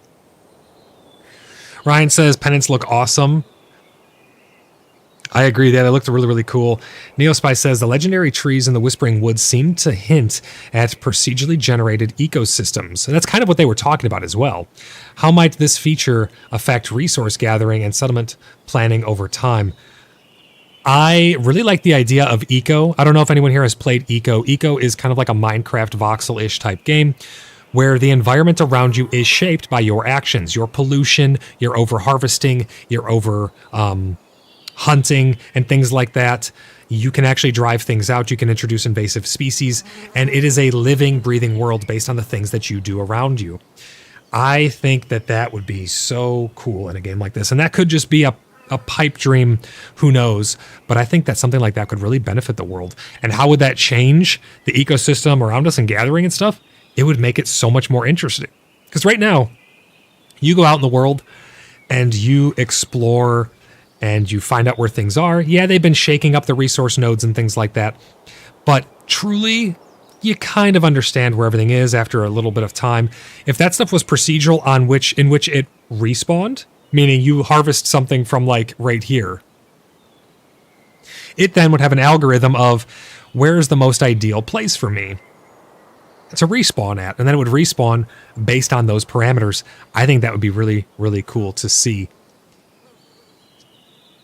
In terms of settlement planning, I don't think settlement planning will change too much because the home valleys are really never going to be fully like truly dynamic, I don't think. I think that once you start building in them, things aren't like eventually the trees eventually won't even pop up through your builds and stuff. So I think you will be able to set out and mark an area for your hometown. Yannick, aka Elric, says, so when will we see blood brothers and sisters coming to visit our deans again? You are all missed. We need to once make a fun event, or we could come visit. You guys are definitely, everyone is always welcome over here in Bloodhaven. I'm going to be scheduling the Festival of Realms coming up hopefully very soon into the new year, as well as the Moonlit Market, and we have a bunch of other events that are going to be kicking off. Those will be posted over on our community Discord server, the Cheeky Buggers United community Discord server, in the public events room for anybody who would like to attend. But yeah, we definitely got to find a time to come out and visit. I've just been so busy, it's crazy. I mean, the only place that we've really gotten out to visit was Storm's Refuge. There's many other people where we got to get out to see their cities as well. There's so much that needs to take place. It's crazy. But yeah, we'll have to find a time when we can come out to visit and when you guys can come visit out here as well. We did see a couple of your members. They came out to buy some things. We traded some relics. I gave some of your warriors some very good relics so that they could strike out against the darkness and push it back at every turn. So I hope that that helped your guys out quite a bit. If there's anything that you guys need too, we can procure anything. But yeah, you guys are always welcome out here, just as anyone else who is morally good alignment and who is acting in good faith. We'd love to have everybody out here in Bloodhaven, and we got to come out to see our deans as well. Heard you guys built up quite a bit. Can't wait to check it out. Fizzy says, not much into sci-fi games. Enjoy more games like this one. Yeah, I mean, that's definitely understandable. You know, depending on people's preferences, they're not really going to like Star Citizen or something like that, you know, but I really like Star Citizen because of the scope. There's so many possibilities in that game. Maven says, I know folks that have been eagerly building their homes and connecting with our clan in Bloodhaven. I know it has kept several of us pretty occupied in the short term. Yes, there's definitely been a lot of new folk coming to Bloodhaven to have fun and roleplay and stuff, and it's been really great to see, honestly. It's so hard to set out time to do roleplay stuff and to like actually schedule it, so it's all just been off the cuff. Reality Andy says, I have a new character set up near your Bloodhaven. Name is Arok. Arok? Is that how you pronounce that? Arok? Awesome. Yeah, I look forward to interacting with you. Yeah, Bloodhaven's a really great place to call home, honestly. I'm really happy with how it turned out. I'm really happy with the community and how many awesome people have been flocking to it. It's been a lot of fun. It's been really great to see. Ryan says, I think there is a place for more traditionally magical content, provided it's sticking more towards folklore and fairy tales. Yes, I would agree there. I would agree there, 100%. I like folklore and fairy tales and stuff like that. It would be cool to see supernatural stuff because we have the Hollow Aegis, which we've been mostly just role-playing the stuff until now. We've been making it up on our own and going out on adventures and stuff. For those of you who don't know, Hollow Aegis is an enclave within the Order of the Blood Brothers. We have different groups that specialize in different things, and anyone is welcome to join all these different groups and stuff depending on their play style. Ryan goes on to say, also, those Whispering Woods trees could be hinting at more nature fae-based style dungeons. I agree with you wholeheartedly. In some of their images, actually, it looks like the trees could be placed in on the map in such a way that it is designed for you to go under the map. Kind of like the caves, but more so like you're entering a tree stump going underground. And I'm just super freaking excited if that's the case. Mainframe, let's make that happen. Let's get some more druidic stuff in the game. Speaking about druidic, I really hope that the religion system is not too hard tied to light and the redeemers and things like that. I hope we have a lot of freedom. I hope we have religious freedom to be able to do whatever we want in game and roleplay how we like and not be too hard set to like, well, if you're running this church, you must be called the Pope. No exceptions. Because I'd like to have an archdruid. In fact, we're going to roleplay that no matter what. So Mainframe, please have it a little more open-ended for people who want to experience the game in a different way, the way that they want to experience it. Neospy says, how much roleplay between events, or we have much roleplay between events in Tremin, but I would not have it any other way. Yes, there's always so much roleplay taking place all the time, and you guys really don't see it all here on stream anymore because it's too hard to keep up with all of it. There's so much. I can't record and make videos on every single event that's taking place here in Bloodhaven. I mean, we have demons who are trying to get at some of our members. We are putting up magical wards to keep them at bay. We have cells. We are unmaking veil beasts and veil demons. We have tons and tons of crazy supernatural stuff that we've been role-playing with people who we really don't even know who they are at the end of the day. I mean, they could be alts of people who are already in the clan. It could just be random new people, new strangers. We have no idea, but there's always so much happening. It's crazy. It's a lot of fun. You guys should really come check it out sometime and have some fun with us. Ryan says, speaking of Star Citizen, I stole an Idris and took it for a joyride yesterday. That's awesome. That's really, really cool. Athena says, call me a raving mad maiden, but I want a full wipe. No, I will not call you a raving mad maiden. I think that a full wipe is imminent. I think that it's going to happen, guys. And I think that people need to be mentally prepared for that if they're not looking forward to one. I'm looking forward to it. Because again, I'm here for the long haul. I think that none of this stuff really matters at the end of the day. We're here to test features, to help the game be in a better place, to give ideas and suggestions and put in bug reports and things like that along the way, to help the game be in a better place when it comes out to full release. That is literally our job. Our job is to test the game and to make sure that it gets into a good state. But along the way, we are making friends, we are making memories, and I am documenting those memories the best I can as fast as I possibly can. I know at times I will miss things, I will miss events, I can't be everywhere. I'm literally only one person, and I cannot understate this enough, I am absolutely swamped with work and content that I need to make, that I need to cover, and I'm doing my very best to keep up with it. The channel has grown so fast that it's overwhelming. And in a very, very good way. And it's no small part to the community. So thank you guys so much. That is our number one goal here, is to build friendships, to build community, and to have fun with people and make memories along the way while we test this amazing game that Mainframe are producing here. That is our goal. That is our job, and that is our goal. Word travels fast in Tremin, Neospy says.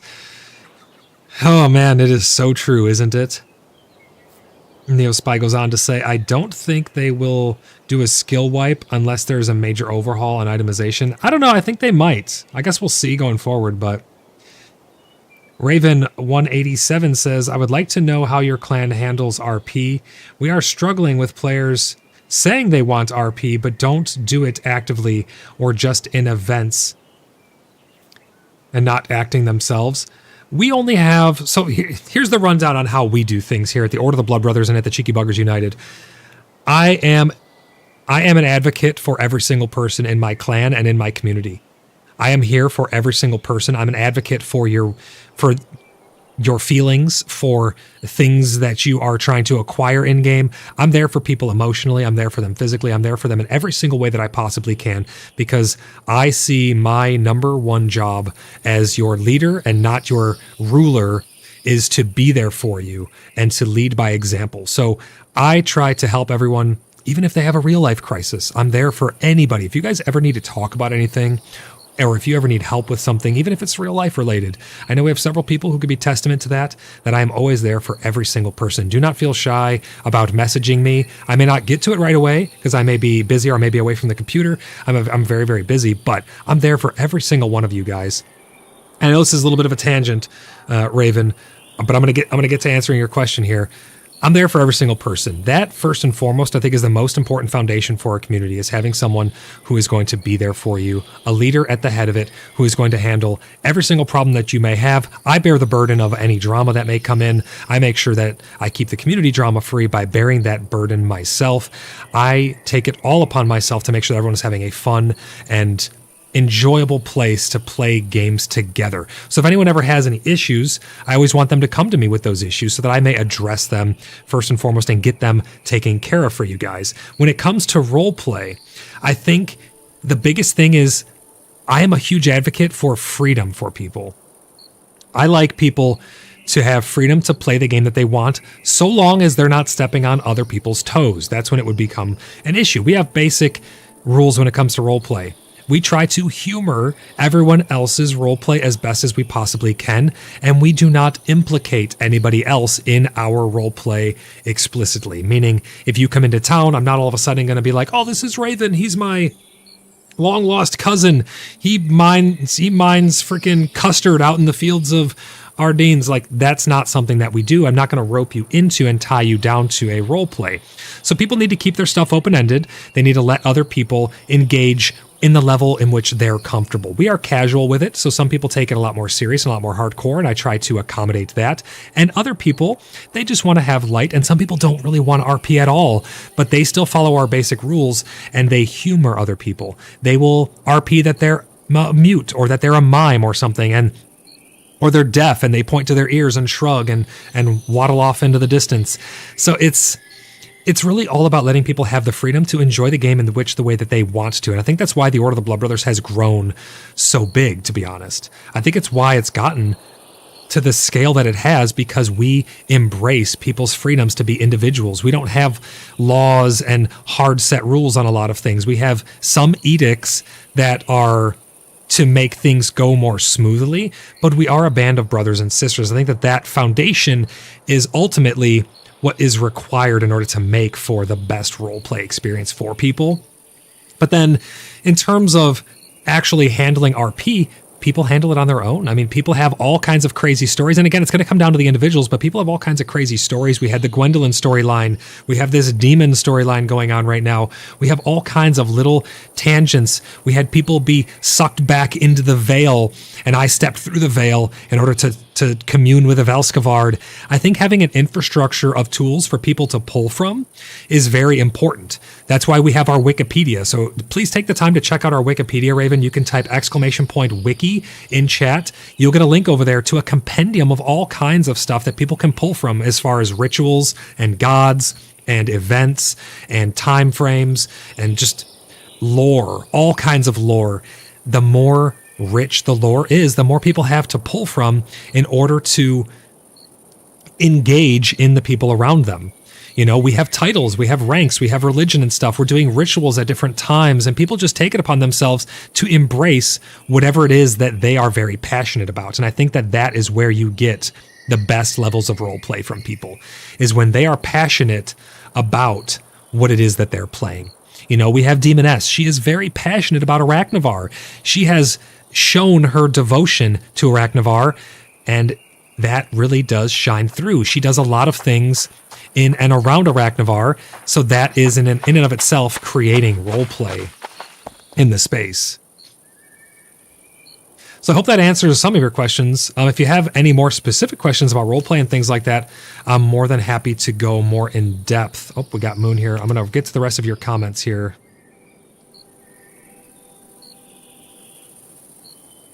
I'm going to get to your guys' comments here. I'm just going to chat with Moon here for a minute and see what she needs. I come bearing goods for the Blood Hall. Oh, very good. My inventory is kind of slammed. Let's see.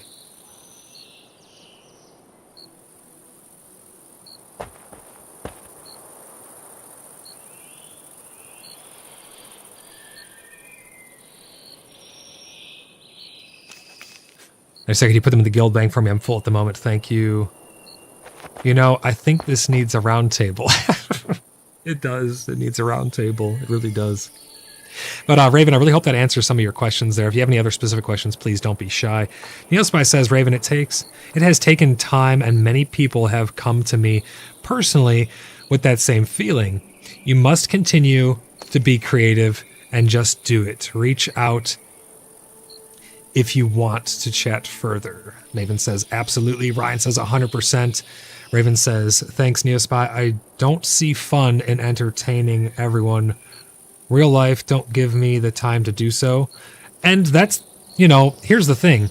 You don't have to be the one to do the entertaining. You build the infrastructure, and then people can, and you guys are welcome to use our gods. You're welcome to use our rituals. You're welcome to use anything you find on the wiki. Take it, modify it, use it for your own gain. Whatever you want to do with anything on the wiki, if you like our ranks and our titles or our events and stuff, take them and use those ideas to flourish, right? You guys are more than welcome to, and I keep those up to date and I add stuff to them all the time. None of it is complete, but I do my best to keep it up to date and stuff. So take stuff from there and use that as your infrastructure. If you don't have time to build your own infrastructure, you can just use what we've already put in place. It's there for everybody. It's not exclusive to the Order of the Blood Brothers, right? So anybody is welcome to use those gods and things like that. But yeah, if you don't see fun and entertaining every single thing that everyone else is trying to do, have the infrastructure in place to where your members and your friends and your people around you, they can create their own fun based on the infrastructure that you've put in place. Blimpy says, I've enjoyed lurking in this community, and I like the vibe and people. I have never RP'd, though, and find the idea a bit intimidating. I guess I'm shy, and that's okay. And that's why I always tell people, you're free to engage in RP with the level that you see fit. Neospy says, LOL, custard miner. Exactly. I still don't know what it means. Like right now, there's RP taking place right behind me. I'm not the arbiter of all RP. I'm not the overseer of all RP. It just happens, and there it goes right there. We have Egwin.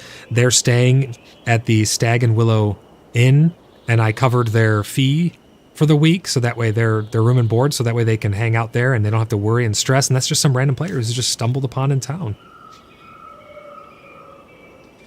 But yeah, I think giving infrastructure is a really good way. And Ryan, thank you for giving that link to the wiki there.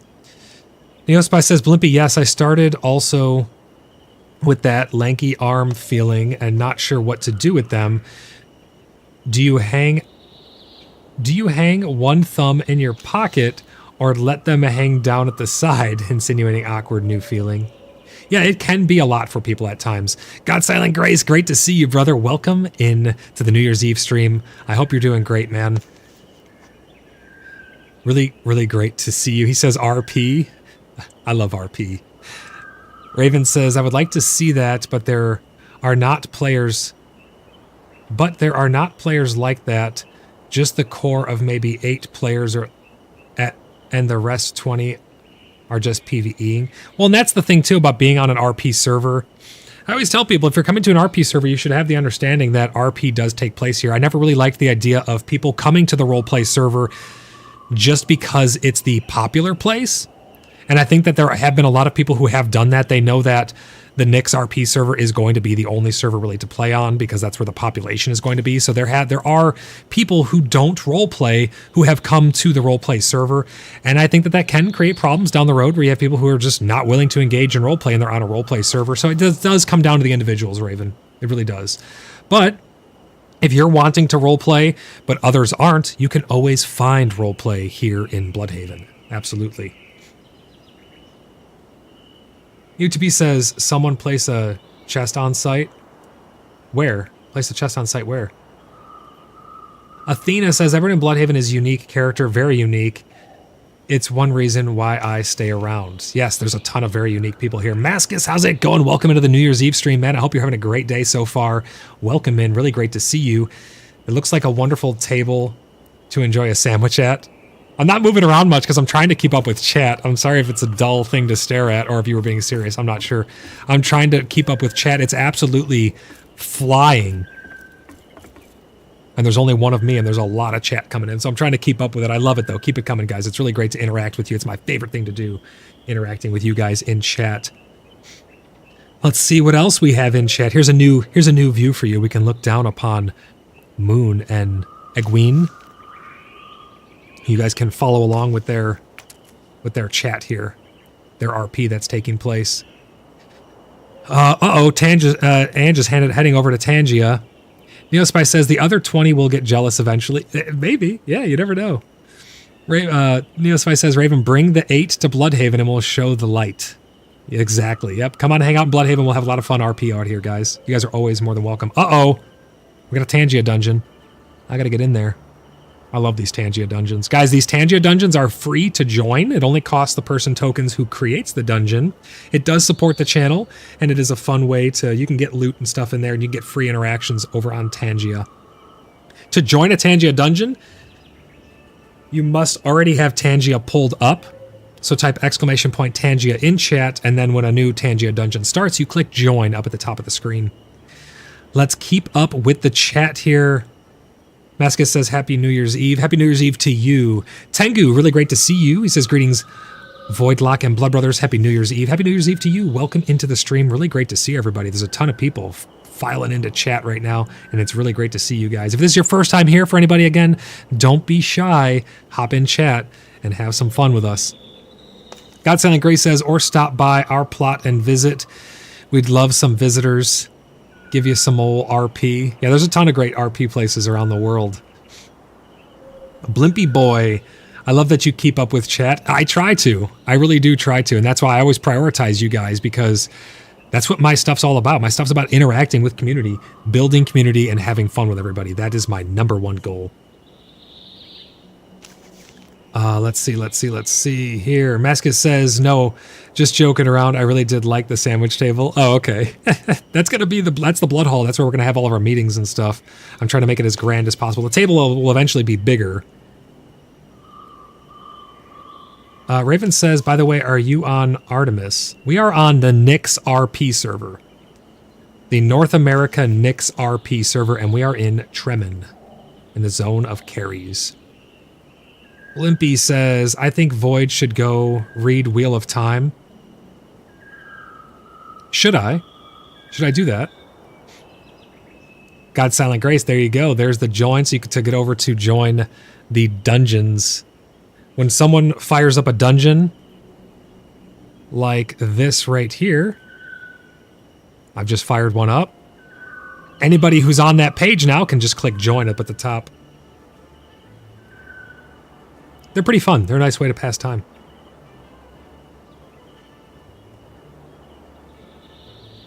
Let's see, we got a bunch more chat here. Neosai says, please tell me how to name my dungeon character in Tangia. I have no idea. I think it's in the top right corner. I think you just go in the top right corner and you just change your name, maybe? I'm not sure. Neosai says, I'm losing my mind being a no-name. Ryan says, going back to the markets, I need to do an F8 suggestion later on because I greatly appreciate them changing the interaction so that each stack only posts once, but you can load inventory. Oh, to like put more up? Oh, you said them changing. What did they change exactly? I've had an issue with my market stalls where it tells me I don't have permissions, but it's my stall on my property. The tax man's getting his fingers into me being able to even post things now. Raven says, yes, that's why we never meet. We are on Artemis. Oh, okay. I gotcha. Understood. Well, that makes sense then, because that's not a roleplay server, so a lot of the people on your server are not going to want to roleplay. If you're looking for roleplay, you should definitely be on the Nix RP server for sure.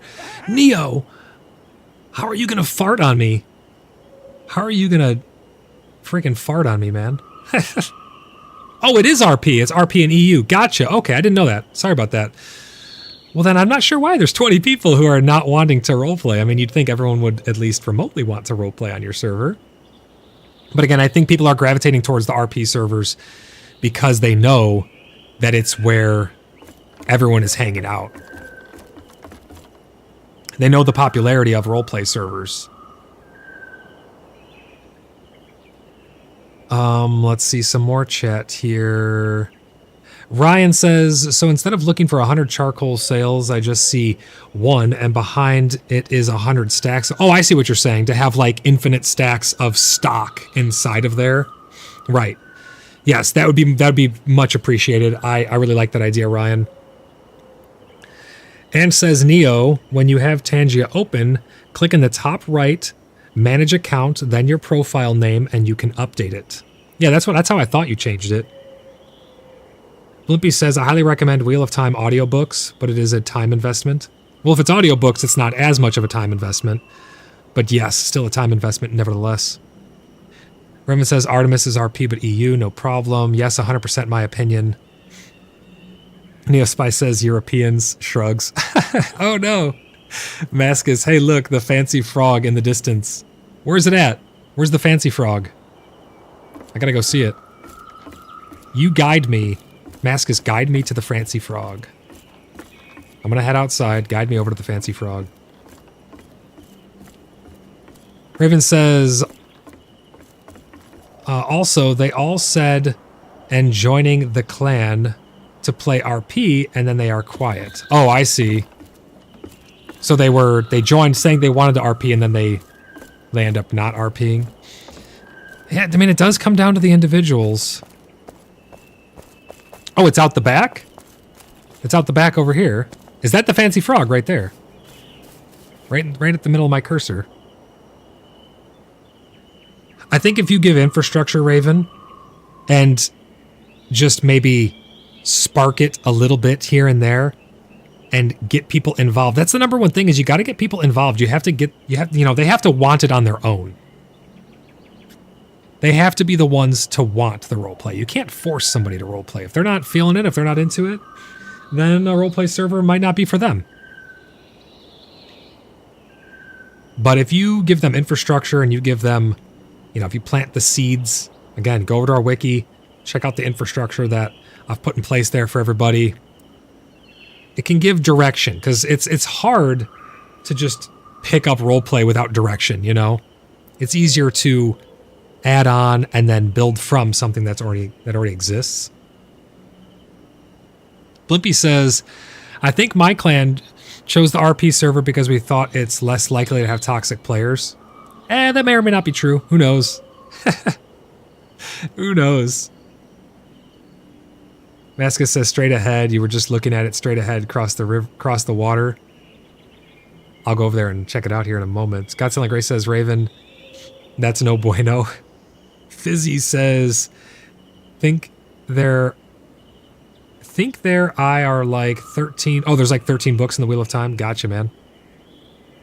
Ryan says 14 books, 3 written by Brandon Sanderson because Robert Jordan died before finishing. Oh, gotcha. This was 14 books. Let's go have a stroll over to the Fancy Frog and have a peek.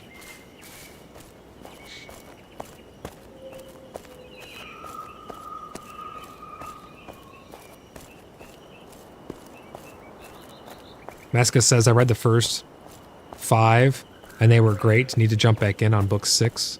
That's a lot of books. That's a lot of content. That's pretty cool. We need to get some tables or chairs here maybe or something. Nice little, we have our nice little pool party area. We have to host a pool party soon.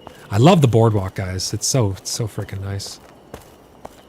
We should somehow tie in right here to be able to have a walkway to come down over this direction as well. Or maybe from the boardwalk you can tie it in here.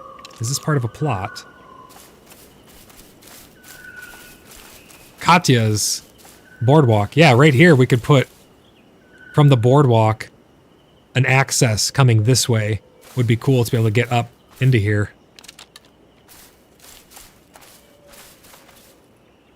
Oh, it's not your plot. We'll find out whose plot it is. Let's see. Katya. Do we know who Katya is? If we know who Katya is, let's reach out to them. And I think right here, coming off this one, we could bring this way to have the boardwalk tie in right here. I think that could be pretty nice. Well, let's find out who Katya is and we'll see if we can't make that happen. Let's check this place out. Ryan says, if they have planned for a region called Atlantis, are they and aren't considering underwater content, that I will personally riot? Well, here's the thing. Atlantis wasn't always the sunken city, right? Atlantis was once just a city. So who's to say that it has already sunk? Wow, look at this place. Beautiful. Absolutely beautiful. Oh man, I love this right here too. You have the little, like, windows looking out. This is nice.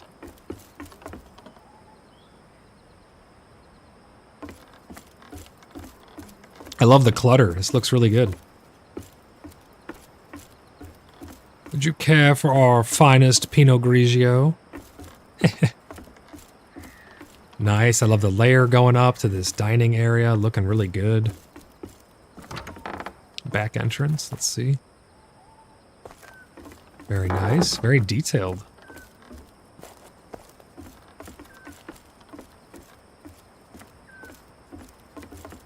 This is looking really good. As he says, yeah, I saw a video on Netflix on WOT a while back. Raven says, how do you organize the clan? All within RP, or clan itself is PvE and RP is on top for everyone to join into? That's a great question. So, I mean, we are a community first and foremost. We're not just a clan. So first and foremost, I organize the community. And our community is organized into a reputation system. It's based on, I always tell people when they join, what you put in is what you get out. So the more effort you make to be in the clan and to help other people, the more you put that foot forward, the more you'll get out of it. And you can climb that reputation system. You can climb that reputation system on the Discord, because that's the community first and foremost. So the longer you've been here, the more you've contributed, the more people get to know you, the more I personally trust you, you climb that reputation system on the Discord. And then the clan itself specifically, we do have 3 different branches. We have civilian, we have diplomatic, and we have the military branch. And I let people embrace what it is that I don't just appoint people to certain positions and stuff or branches. They choose where they want to go. They would say, well, based on the description that you gave me, I think the military sounds right for me, or I think I'd like to do diplomatic stuff. So people are really filling in the roles that they want, and then they can climb that ladder based on their merits. So again, the more they're putting into the clan, not just like items and resources, but the more effort they're putting forward, the more that they show their true loyalty. Because again, we are all really based on loyalty here. The more they show that ultimate loyalty, the more they climb. And it's also based on time spent. But they can climb those ranks. And then we have things that are known as titles. Titles are a fun way to reward people based on roleplay things. So we have like Priestess of Arachnavar. We have Battlesmith. We have I'm the Chaos Commander. We have all these different titles and stuff that people can climb. Then we have our religious system, which also has different titles that people can earn based on their participation in that religion as sanctioned by the clan. We have a lot of other things that filter in between there, such as sanctioned operations, which is governed by rules of engagement and things like that in the future once we have PvP. So there's a lot of things that keep people involved and keep them wanting to climb. Once we have duels and stuff, we will hold sport for jousting and duels and whatever else we're able to get in game. But it's really just having that infrastructure there. In terms of how we go about resource distribution and stuff, it's all donation based. We do not have taxes. We do not have tithes. We do not have anything other than what the game mandates, such as like for selling stuff.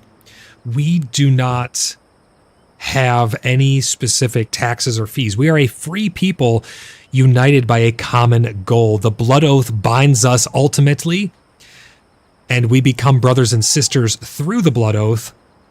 But it is not a mandatory thing for donations. We have the guild bank where everybody just contributes. And the more people do contribute, the more likely they are to get, something in return when they need it. So we do have that merit system where, if you are constantly asking for stuff, but you're never helping anyone else, that doesn't go unseen. That doesn't really happen though, to be honest, because everyone in here is so freaking helpful. Everyone in this clan will bend over backwards to go out of their way to help you. So that never really is an issue, to be honest. But that's kind of how I run things. I mean, I run things with an iron fist. We're not a democracy at the end of the day. We don't really have a council. We have the Sanguine Council meetings, but I, again, am a leader of the people. I take every point of view into consideration. I try to make sure that everyone is having the best time possible. I'm really for the people at the end of the day. And that's how I run things. That's how I run the community. And that's how I run the clan. Maven says, accept me, I'm the meanest. Oh my gosh. Could not be further from the truth. And Maven, I'm getting very close to having that symbol or sigil of the Blood Brothers ready. It's going through a couple iterations, and I'm going to be having you make some jewelry for me. For those of you who don't know, Maven makes handmade jewelry, some really high quality stuff. Maven, if you want to chuck a link in chat over to your page where they can browse your wares, definitely please do so. I'm going to be getting some. I want to have a ring made. I want a man's ring. I want a very prominent ring that will have the crest on it that can be used to seal wax letters. I want it to have nice hard edges on it. I'm really looking forward to designing that with you once I get the symbol done, the sigil done. It's going to be really cool. It's going to be put on, we're going to be having actual daggers made. Maven is going to be making legit real life daggers for the Order of the Blood Brothers that will be on our merch store. Some really, really high quality stuff. So make sure you guys go check that out. But yeah, everybody in our clan is just very helpful. I mean, I guess it's the camaraderie, right? We have a blood oath. People are taking a blood oath when they're joining our clan. They are swearing their ultimate loyalty to their future brothers and sisters. It is a camaraderie system where people feel and are a part of something bigger than themselves, and that does not go unnoticed. Everybody puts in so much effort, 110% all the time. It's just really great to have this clan and this group of people. And again, it's going to come down to individuals, so your mileage may vary, but that's how I run things. If you have any other specific questions, I know it's very broad, but if you have any other specific questions or anything like that, please do not hesitate, ask away, and I'm more than happy to give any insight on things. EFTB says only when the moon is full. Doesn't bite, that is. Only when the moon is full. Oh no. Masca says, I will support Maven Jewelry. Limited run on the daggers. Let's make sure my arm doesn't fall off hammering. Absolutely, yes, for sure. We're doing a limited run on daggers, guys. But I definitely want to get some jewelry made, some Blood Brothers jewelry. I think it'd be really, really cool to have. Maven says I don't bite and tell. Neospy says, what's one fantastical creature you'd like to see added to the game, and how would players interact with it? Tame, fight, or worship? I think werewolves. I think werewolves got to be the one. I mean, I think, the typical like vampires and the undead and things like that would be awesome too. But Valskavard, my main deity, and kind of the overarching theme of the clan is we protect the realm from the Veil Beasts and the Veil Demons and stuff. So I think that Valskavard being kind of tied to lycanthropy a little bit, I think that'd be really, really cool to see in game, honestly. All Theorycraft, obviously, but Maven says, thanks, Void. For anyone curious, some of my work is here, and that's her Instagram /MoonMavenMakery. So that's Instagram.com /MoonMavenMakery. MUNEMAVENMAKERY. Guys, go check it out. Show her some support. She has been a staunch supporter of my channel ever since she found it. She has been putting in the work in the clan ever since she joined it. She's been absolutely invaluable to our community. So go show her some support. If you guys are looking to get any jewelry made for a loved one or anything this holiday season, go over and give her stuff a look. It's super high quality stuff, guys. You're not going to want to get jewelry anywhere else once you get some from her. All handmade as well. Maven says Void, not a werewolf. Haha, thank you. You're welcome. You're most welcome. I love the views you get at all times of day in Bloodhaven, but really at night it shines. This is a nice place over here, though. Maven hides so hard. No, don't hide. We love you, Maven. You're not allowed to hide. Oh, my overlay was hidden. All right, let's go work some more on the Blood Hall, see what else we can do. Yeah, right here, Tyra, if we could tie something in right here would be cool. And then right over here as well would be really awesome to tie in so we can get some more access. So I don't have to jump over railings. It even says, can't hear you, hiding.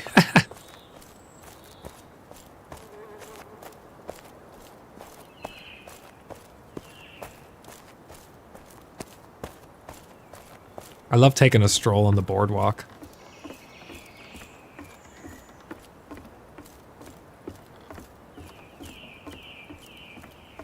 Some amazing views around here. Looks like Saw has been working on her build a little bit over there. We got Razzle Dazzle's Smokehouse. All of your angel dust needs. Meska says thanks. Yeah, absolutely.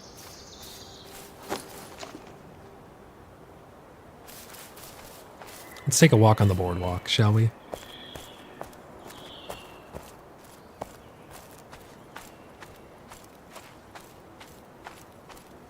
I wish that they would make nighttime longer. I'd like to see symmetrical day-night. Maven says, Void, there's not enough room in the Elder Box to drop these. I'll come clear them out. I just totally jumped clean over your head, Bedlam. I'll be right there, Maven. And then I'm going to take a walk on the boardwalk. Fill up some charcoal kilns for Pickle and mine.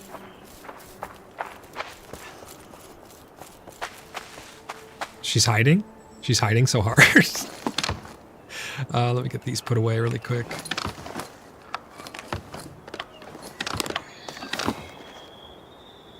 Hide mode. And let's put these bricks away.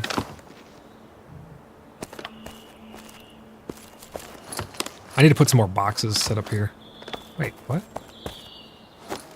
There's no more space in what box? Oh, these ones in the corner. Oh, no. Yeah, those are both elders in the corner.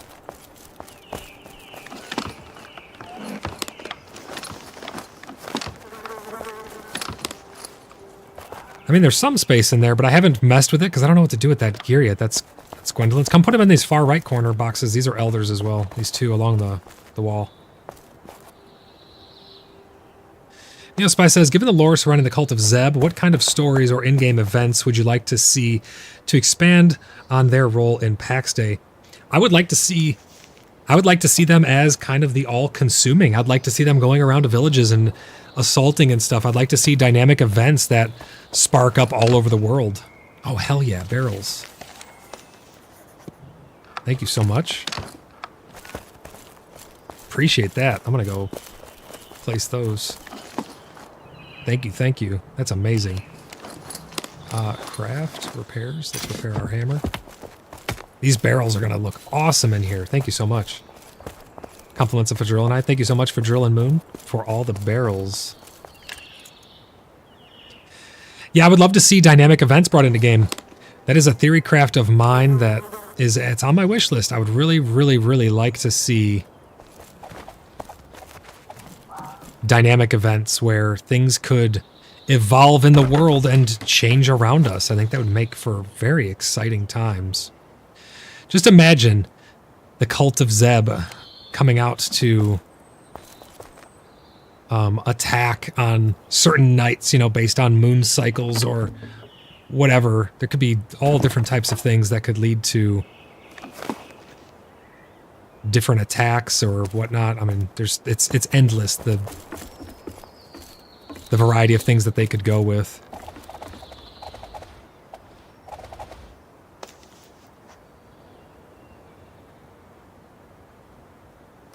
I'm gonna put a barrel here actually.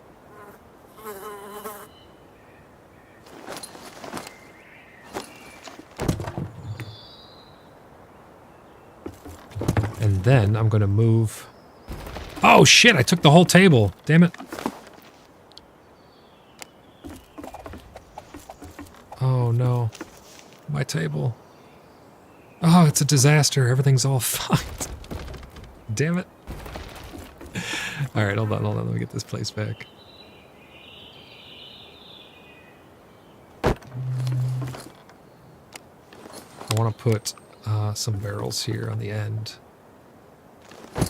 Like this. And then I can put the table lamps on the barrel. If I can get it angled just right. That's a little too close. There we go.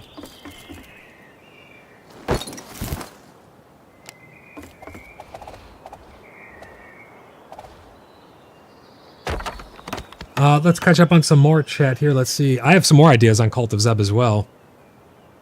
Maven says, my ears got caught when you said moon. Oh. I'd love to see moon phases in game. Could you guys imagine that?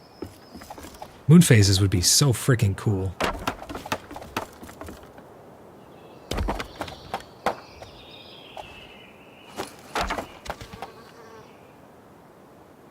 There we go. Got a little clutter right there.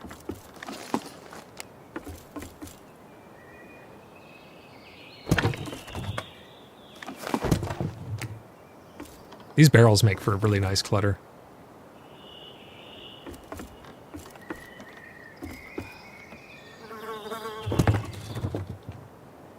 It rings hands, Neospy says. Need an undo button, Blimpy says. Yeah, that'd be pretty nice, honestly. Neospy says, if you were to be able to help design a new biome for PAX Day, what unique features or challenge would you include to make it stand out? I would like to have a very dense forest biome with clearings in them. I think having a very dense biome with some clearings that could be like sacred groves. We kind of have something not as intense as what I'm picturing, but we kind of have something like that. But I would love to see super, super dense forests with just massive trees and vines, almost like a jungle, with mystical mushrooms and stuff, kind of like a more magical biome, more fae themed. I think that'd be pretty damn cool.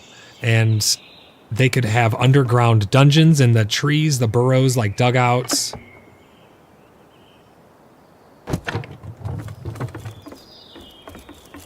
And the challenges they could have, well, they could have all kinds of different fae things going on inside of it. I think that'd be pretty damn cool, guys.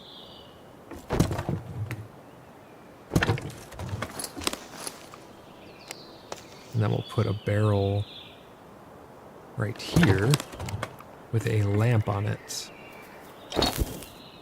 Boom, nice little clutter under here. Let's get, I love layers and depth, so we'll get another layer by putting a couple of these. And that is how you clutter decorate.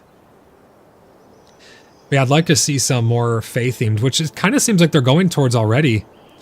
Ryan says, I feel like the demonic biome has implemented well, given the devs a lot more opportunity to do some NPC-driven things, but I stand by ending early access by having Zebian invasions make it happen mainframe. That'd be really cool, and I think that could potentially happen if they do it in a way, for instance, what if they do it once we have outposts out in the wildlands, because we know about the baronies that we're going to be able to have out there.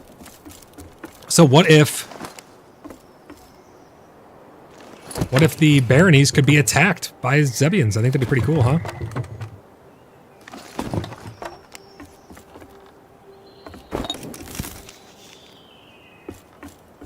Flower pots, that's what I'm going to need next. Hey, the ones that go on the windows and the ones that are the circle ones in the corners, that's what we're going to need next in here for sure.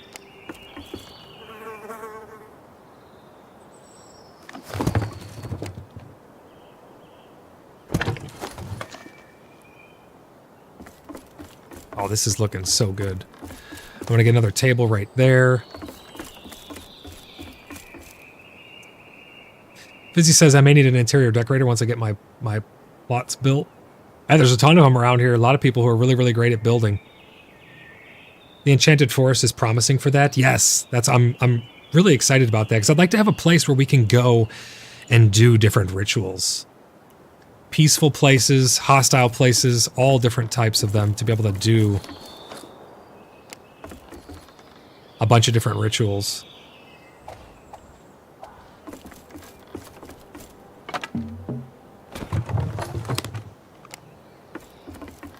Again, all feeding into the roleplay. And you got to keep in mind, guys, whenever I have suggestions and things like that, they're all coming from a stance of roleplay. Because again, that is my primary form of play is roleplay.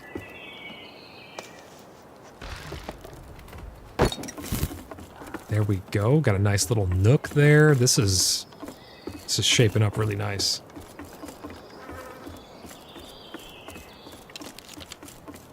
Athena says, yes, moon phases where NPCs could wander the homelands during the full moon, ghosts and Zebians. Yes, that would be so cool. New moons would be good for vampires. Full moons would be good for werewolves if we ever get anything like that. Yes, yes, yes to all of that. All of it, yes.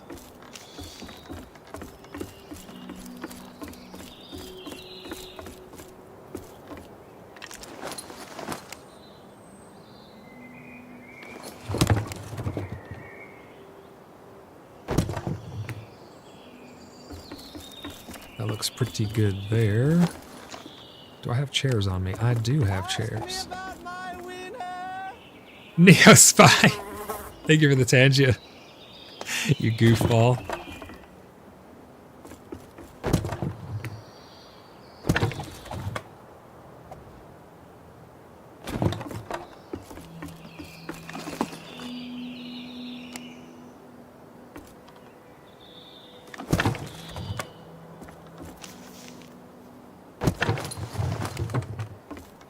If I can get this placed right up here. Boom, there we go. Nice little sitting area. Shaping up pretty good. I need a bunch of tables for up here. And let's go up to the attic now. Uh-oh, we got a dungeon kicking off. And if anybody wants to join, they are free to join the dungeons. You just gotta click join at the top of the Tangia page.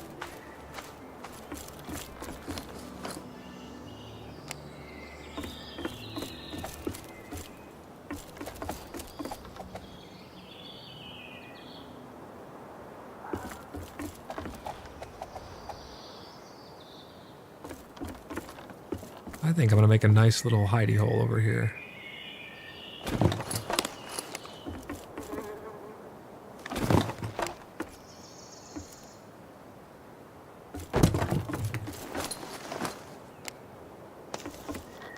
First person build mode would be super nice.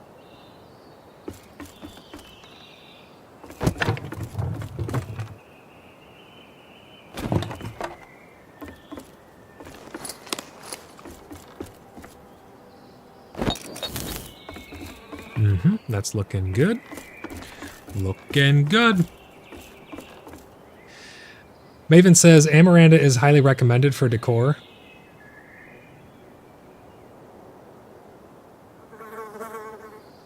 Vidril says, Moon is excellent at decor too. Neo Spies says, if you could create a custom NPC to inhabit your village, who would they be? And what would their role be in your community? I honestly really, really liked the ghost, the shade that was going through town. I loved that so much. I think that was so cool. Whoever was doing that, please bring it back. It is a lot of fun to interact with her, to try and figure it out. That was really, really cool roleplay. I adored it. It was amazing. So I would like to see a custom NPC. I'd like to see a ghost or something mystical, something otherworldly that would come and go at different times based on different events that maybe you could summon with rituals or, you know, seek guidance from them.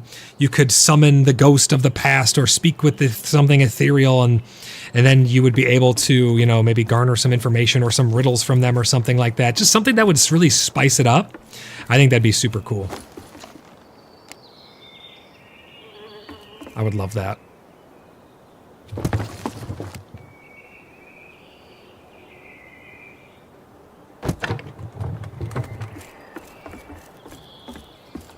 Gosh, these barrels are so nice.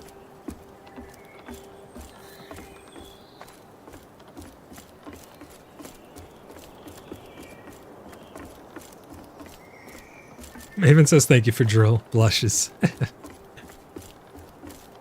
That Fadrill is one hell of a guy, you know? He is one hell of a guy.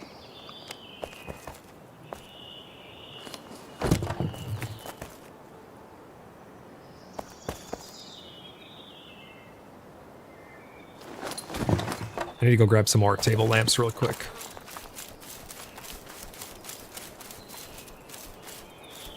Maven says can confirm. He absolutely is.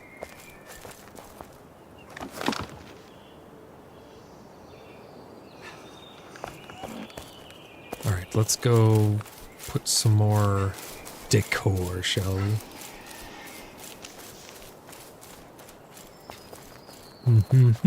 Let's see. We will put a little lamp on here. Nice.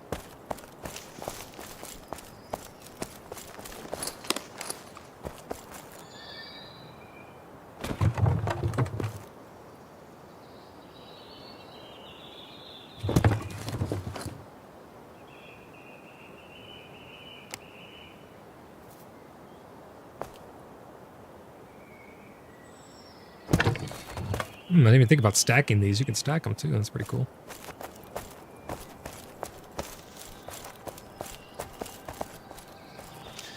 This place is looking really good. Thank you everybody for all your help with all the materials and stuff. This is going to be a really fun place to host all kinds of RP events. Right here is a pretty good spot. Pretty good view right from here. Athena says, Lord Fadrill is the best. Can build anything. That is true. He can build anything. Absolutely true. But yeah, Neospy, I hope that answered your question. I think something mystical, maybe like a ghost or something that you could summon somehow to interact with. I think that'd be really cool to have in town.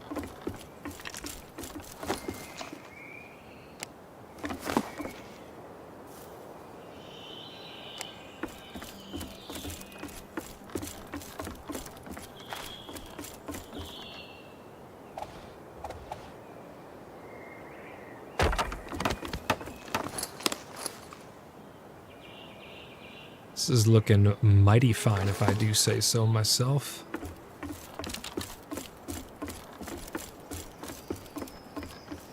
Check this place out.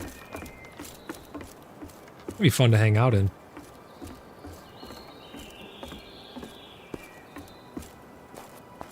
Neospy says, yes, it could be uncommon, at least maybe rotates with season. Yes, I'd like to see seasons. I'd like to see things that change with the seasons. All forms of dynamic things and dynamic events in-game based on season, based on time of day, based on moon phase, based on player interactions and rituals and stuff. All of that makes the world feel so alive, you know? Whenever I host private servers, I always strive to accomplish that sense of feel. So I'd love to have it in-game here as well.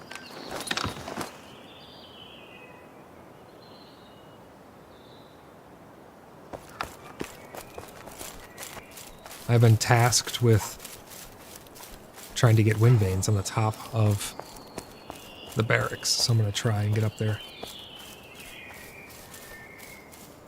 A play on your typical season events, but different. I think a lot of the stuff in-game is tied to realistic stuff, from my understanding.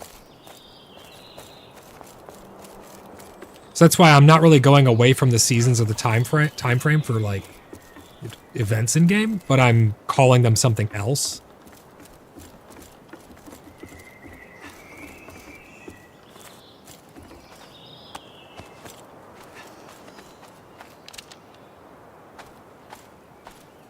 Oh, this is gonna be difficult. Oh, shnikes. This is gonna be difficult. Without building like a support trellis or something. I need to get this up there.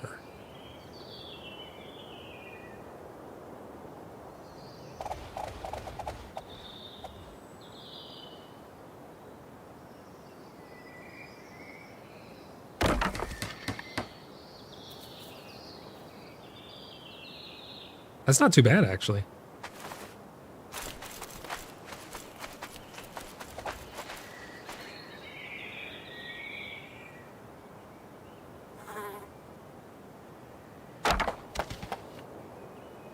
Hey, that looks pretty good.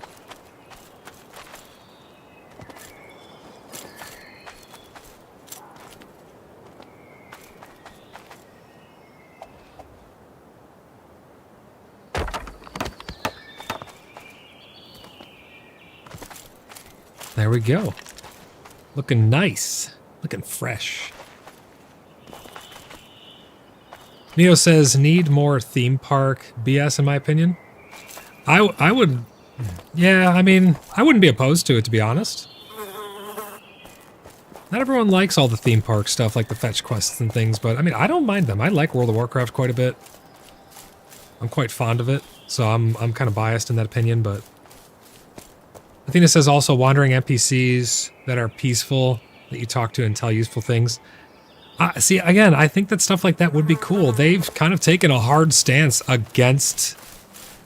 They've kind of taken a hard stance against any of that stuff, which I'm not really sure why. I think they're just really trying to drive home the social interactions. They're trying to make everything player-driven, which I can respect, because I do enjoy it.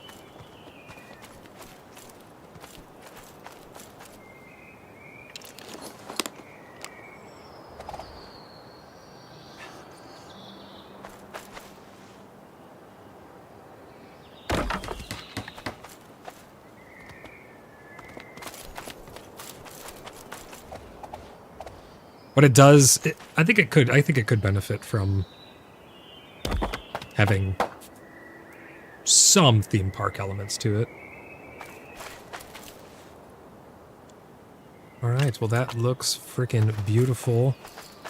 There's still a lot more decorating to take place, but it is definitely coming along. Let me know what you guys think about the Blood Hall and about everything that we've talked today, all the stuff that was pointed out in the teasers. If you guys have any other questions, comments, concerns, you guys can always reach out to me on Discord, on the Cheeky Buggers United official Discord server. You can type !Discord in chat to get a link over there to join up and hang out with everybody.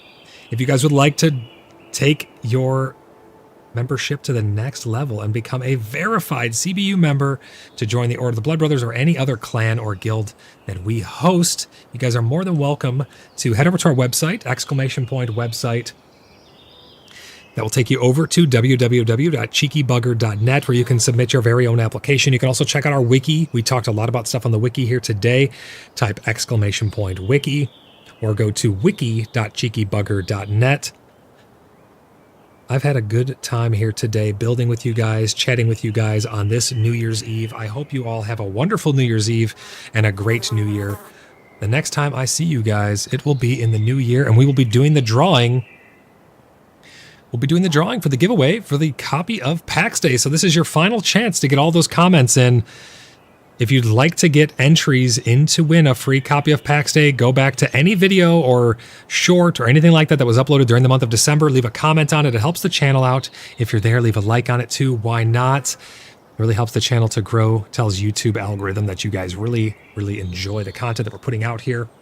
But go get those entries in. Win a free copy of PAX Day. We're going to be doing the drawing maybe even very early, as early as tomorrow. We shall see. But I appreciate each and every single one of you. Thank you guys for an amazing year, not only here on YouTube, but over on Discord with the community and in PAX Day. Thank you guys so much for all of the support. And thank you for being the great and wonderful people that each and every single one of you are. It has been an absolute blessing to interact with each and every single one of you and to get to know all of you on a personal level and your characters on a role play level. It has been an absolute blessing. So thank you guys for being a part of this community. Thank you guys for being such great people to all of your neighbors and making so many great friends and making this place somewhere that I truly enjoy living in. Maven, thank you for the super chat. Maven says, may 2025 bring plenty more adventures with our friends and loved ones. Amen to that. That is what I'm really looking forward to going forward, Maven. I really cherish each and every friendship that I have made. You guys have been amazing to make content with, to make content for, and to build up community with. So thank you again. Thank you so much for a great year, and I will see you guys in 2025. But until we meet again, I'll see you guys in the next one. Bye for now.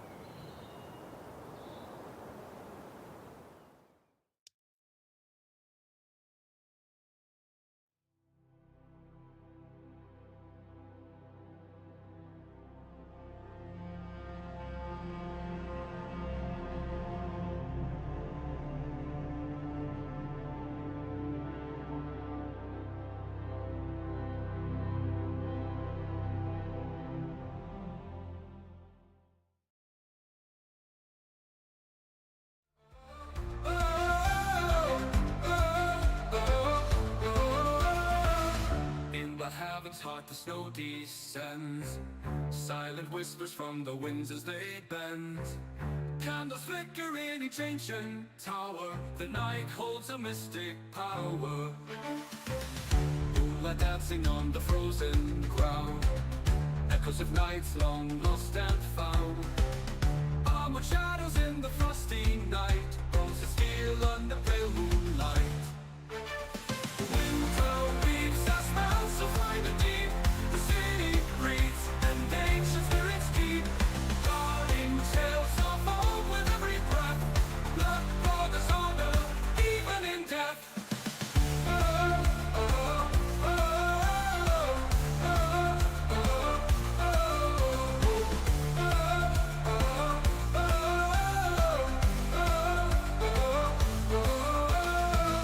Hearts are warm in the stone embrace, stories told by a crackling blaze.